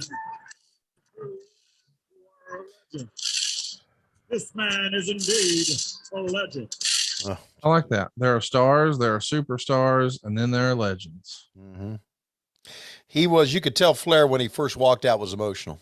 Yeah. Couldn't you? When he first walked out, like fighting back the tears type thing, because he's home and he's back after 8 months off. And there I am holding up the Horseman shirt, me in 10 years. Yeah. Boy, he looks good too, man. All tanned up. Well, that was a Flair staple. Yeah. Yeah, a lot of star power in this one. No doubt, man. No doubt. He blew a kiss to someone. Probably Beth and Reed, if I had to guess, and Ashley. Okay. Yeah, I would think so too. Reed is only 9 years old here, but he's already getting some press. The Chicago Tribune had a story about him in the paper, talking about, you know, kids amateur wrestling. Yeah. Right. And did they also mention that Dad was nutso at Reed's meets? No, but I think everybody knew that. Yeah, I think that's kind of a well-worn story that Flair was crazy at Reed's meets. Well, I guess you can just say Flair was crazy and stop the sentence there. Check this out. The Slamboree Barker channel commercials with Rhodes, Heenan, and Zbyszko talked about the following wrestlers being on the show: Piper, Sting, Luger, Page, Hogan, Savage, and how they'd all be in a cage. Of course, there was no cage, no new commercial, and the only one of those guys actually appearing on this show in a match was Piper. Because there was no Luger, there was no Sting, there was no Hogan. Page and Savage didn't wrestle. Wait a minute. This was one of those commercials done by WCW? Yeah, to try to sell pay-per-views. And we still let it run. Yeah.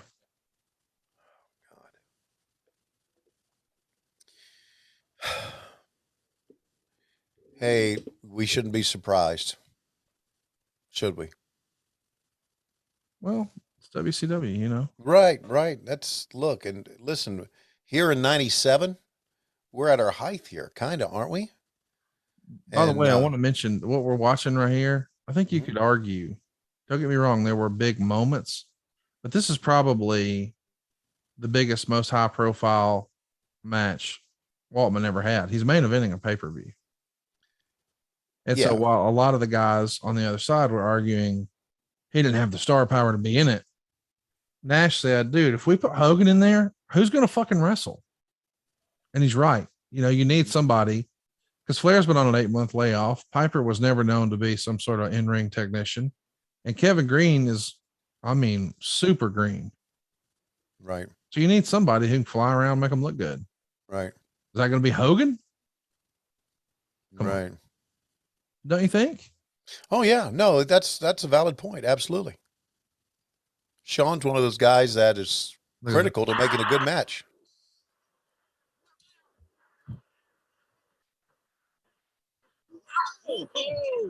I asked Rick last week on the podcast to be the man. Rick has a new podcast on every Woo Wednesday, to be the man. And we watched him wrestle Ricky the Dragon Steamboat in Chicago when Dragon beat him for the belt.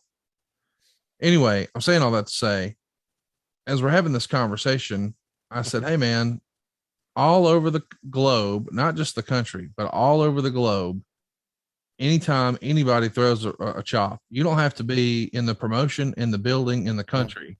Mm-hmm. Anytime somebody throws a chop, people go woo. Mm-hmm. Do you think that's going to be your legacy in wrestling? Mm-hmm. And he goes, you know, I never really thought about it, and it's not what I would pick, but probably. Mm. And I think that's right, man. Like that, if you're Monday Night Raw or AEW or whatever, here comes a chop. Woo! Right? Yeah, right. Absolutely. And when they put on the figure four, yes, that happens a lot too. Yeah. I saw Jay Lethal put on one recently on Rampage, and everybody went, woo. And of course, you know, Jay Lethal's kind of tied to Ric Flair in that way. I think I mentioned this before on our podcast. It's worth mentioning again. I am so thrilled about being able to work with Jay Lethal. He's phenomenal, dude. Nothing like him, man. Just knows he's just a pro. And let's see what Kevin Greene does here.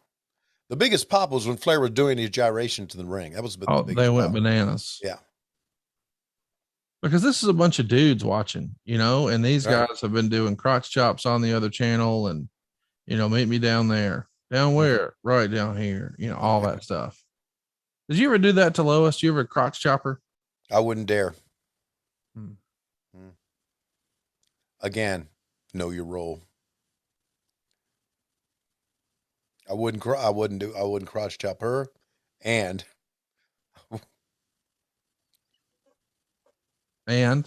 go ahead. I wouldn't fuck with a goose. Got you. There's going to be a Goose t-shirt pretty soon.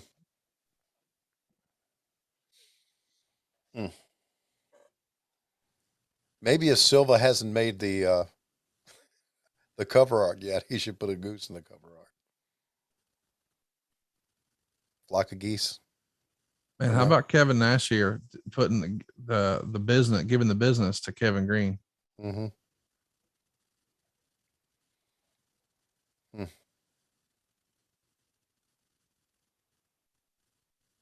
We saw Diamond Dallas Giant take a measure of revenge. Measure of revenge. Hate that term, but I used it. Wait, what term? A measure of revenge. Why? I just think it's cliché-ish. Well, Kevin Greene came in with some intensity. You got to give him that, brother. And if you come in with intensity, regardless who you are, the fans kind of draw to it. See, look at him. So give him that, man. Kevin was such a good guy. He and Reggie both, they were good to my kids. I may have had the boys with me on this trip because they wanted to meet Kevin and Reggie. They were just really nice to him. See, look at they pop for that. Look at that. Man, the fans are wild for this. Yeah, man. I can't wait to track the finish.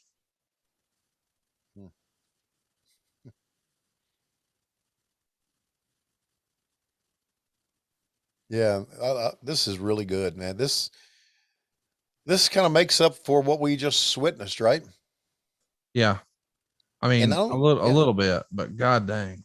Well, look, I get it, the star power in this, and I get it, Ric Flair's return. Charlotte, I get all of that, but I think the good news for this 6-man tag, or if you will, trios match, is that there wasn't anything good before then. You know, it's like, oh my God, thank God this match, you know. Yeah. So it helped out with what Meltzer would call the heat for this match, which is not really heat, but the response for this match.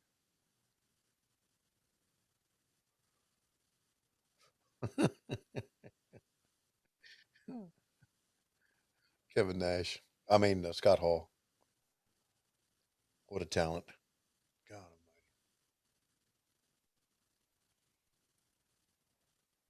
almighty. It's so fun to go back and watch this, man. It's a shame when you watch this too. The referee's no longer with us. Roddy's no longer with us. Scott's no longer with us. Nobody in the ring right now still with us. And of course, on the outside, Kevin Greene's gone too. Right. All that remains from this match is Rick, Shawn, and Kevin. Wow. Isn't that crazy? It is, because it feels like not only they still be around, they should still be this age. Yeah, I agree. Yeah. Yeah.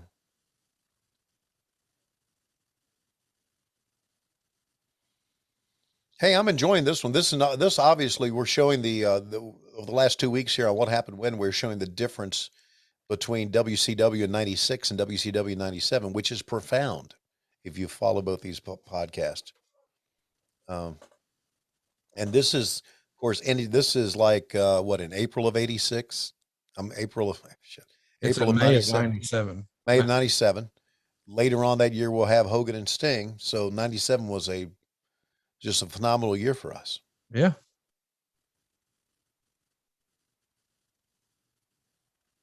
We're just riding high, man. What a comparison to last year too, you know? Yeah, my God. Absolutely. Such a turnaround from 96 to 97.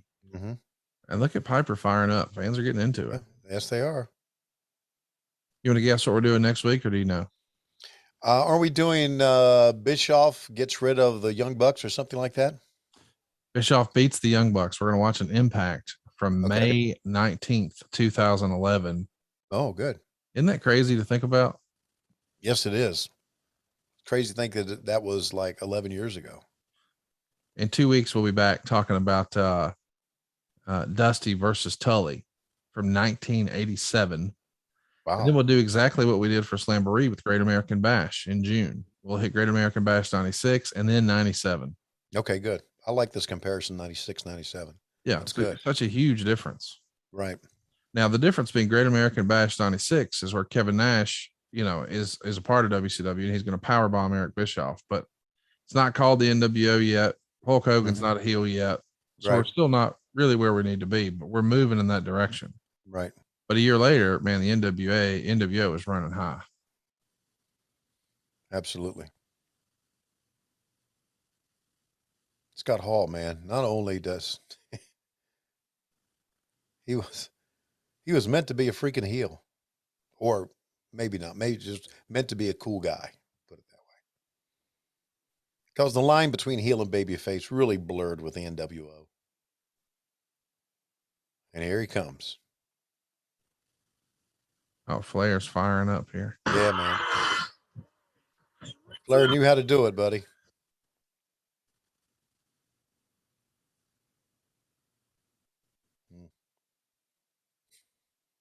Flair told him to gouge me in the eyes. Hey, why not, baby?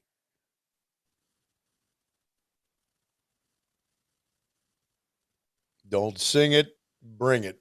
Boom. I'm enjoying this match, man. It's fun. Yeah, it is. I'm enjoying. That's the word I would use to describe this. Fun. Yeah. Yeah. Yeah, I can see why it got 86 or 80 some percent thumbs up.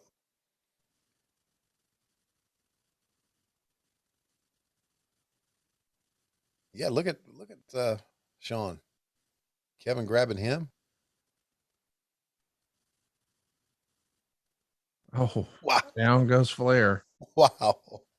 I mean, I know he was selling, but it looked phenomenal. Did it Yes, not? it did. These kids have put together, these guys have put together a great match. Well, they're kids compared to you. Fuck, you're old as shit, man. Well, I'm younger than the guy with his back on the mat right now. I can tell you that. He wanted me to remind you, you're welcome. Really? Yeah. Well, yeah. Tell him thank you, because I know what he's talking about. Because my one thing I'm going to be remembered for more than anything else is holding the mic for Ric Flair. There is no doubt in my mind. No, you'll be remembered for a lot more. He was just saying, when I met that motherfucker, he was calling balls and strikes, not even AAA. Now that motherfucker's going to shit talk me. But do you know why we shit talk him, don't you? Because we love him. And it's fun. It's fun. It's fun to be able to say that I'm one of the people in the world that can shit talk Ric Flair because I knew him and loved him. Not many people in the world can say that. And I feel honored by that. I really do. You know, I was very honored to be able to shit talk Dusty Rhodes and in the backstage area and call him a piece of shit and an asshole. And just, I felt good about that. I was able to do that. So not many people can say that. Not many people can say that they have been friends with Ric Flair and Dusty Rhodes in their lives. And I can say that. That's an honor, buddy.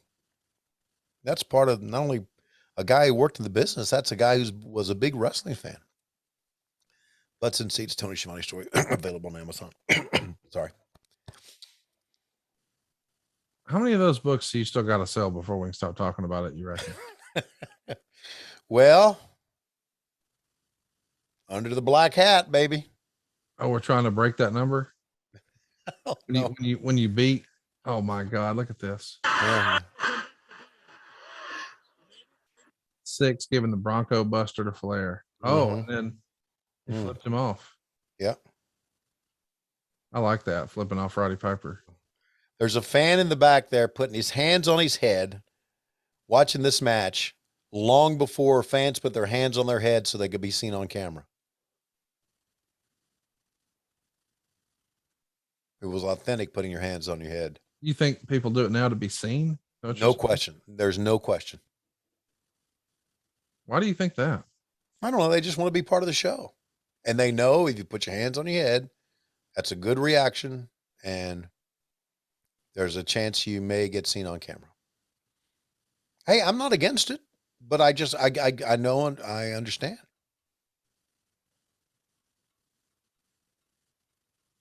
Since we're at the, we're getting near the end of the show and this match is so good, I'm not going to bring it up this week, but I want to next week on our show, bring up something about college football with you. Oh, can't wait. Yeah. Remind me to do that. I got a question about college football. Mike Dawkins, and I spent the weekend with Dawkins, and he and I were talking about it this weekend about college football. Sounds good. And listen, understandably, Dawkins doesn't know as much about college football as you and I do. but we were talking about it this weekend. I'll be honest. I didn't even know he was a college football fan. He's not. We were just talking about college football in general. I thought he liked make believe bullshit, like put a cape on a motherfucker or let them shoot lightning out of their fingertips. Loves that. Yeah. He loves like me. He loves musicals. And he's like, isn't he like a dick guy? What? I think what? Me and Cassio, I think Cassio asked him once, Doc, are you more of a butt guy or a boob guy? Uh-huh. And before he could answer, Cassio goes, "Oh, I bet you're a dick guy." Ha ha ha ha. One of those. Okay.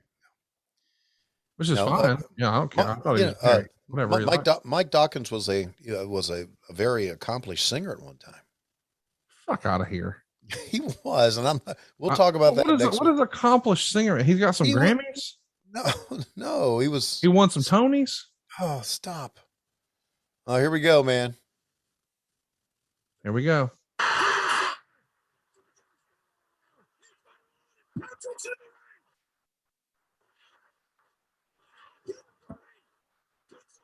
And he still got the figure 4 lock. Give it Nash. I think he got him. Nash got the figure. Greene's releasing Jarrett. Greene's got the figure 4 lock there. Here comes Syxx. Got him up. Kevin Greene. Syxx.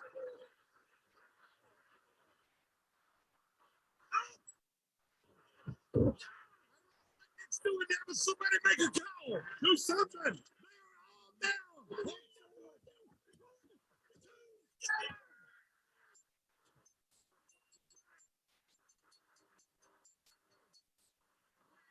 WCW has defeated the NWO. Baby. And I guess Nick Patrick was reinstated. I don't know. I wonder what his deal was. He was there. This is the biggest moment in WCW, and you've witnessed it at Slamboree. And it's just the beginning. It's through from here. And they play the man's music. Yeah.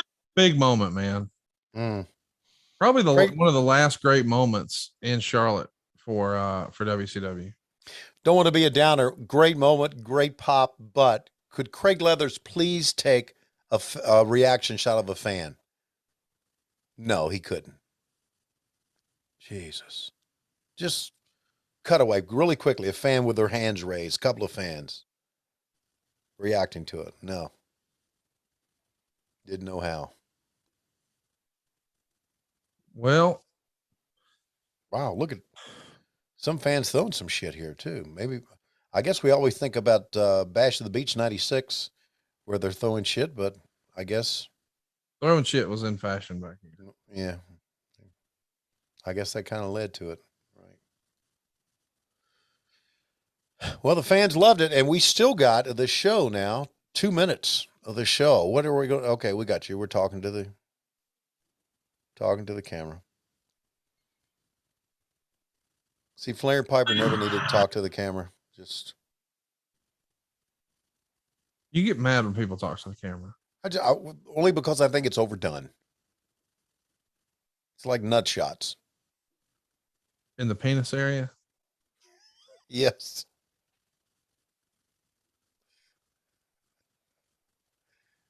Hey, that's it. Kick a goose. See it, lady in the white right there? Yeah. It's Doug Dellinger's wife. Oh, wow. Yeah.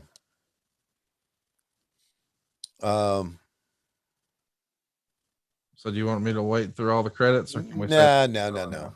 I know last week you got big heat. I did.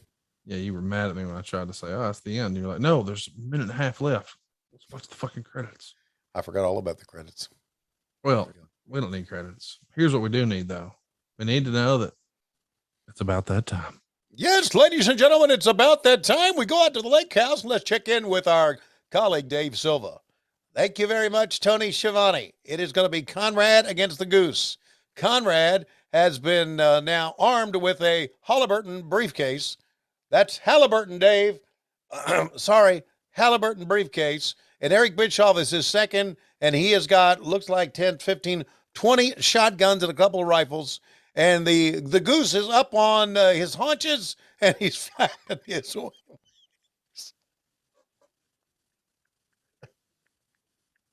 And Conrad is got the Halliburton. That's Halliburton, Dave. Has got the Halliburton poised, and he's ready to hit the goose in the goozle. Got it, goose in the goozle. And, oh my gosh, this one is hotter than Medusa's coochie. We're desperately out of time. We'll see you next week on What Happened When. That is, if Conrad survives the goose. We come to you each and every Wednesday on Cumulus. At least for now we do. And then each and every Monday we come to you on Patron. Patreon.com/WHW Monday. And of course, adfreeshows.com. Goose will fuck you up.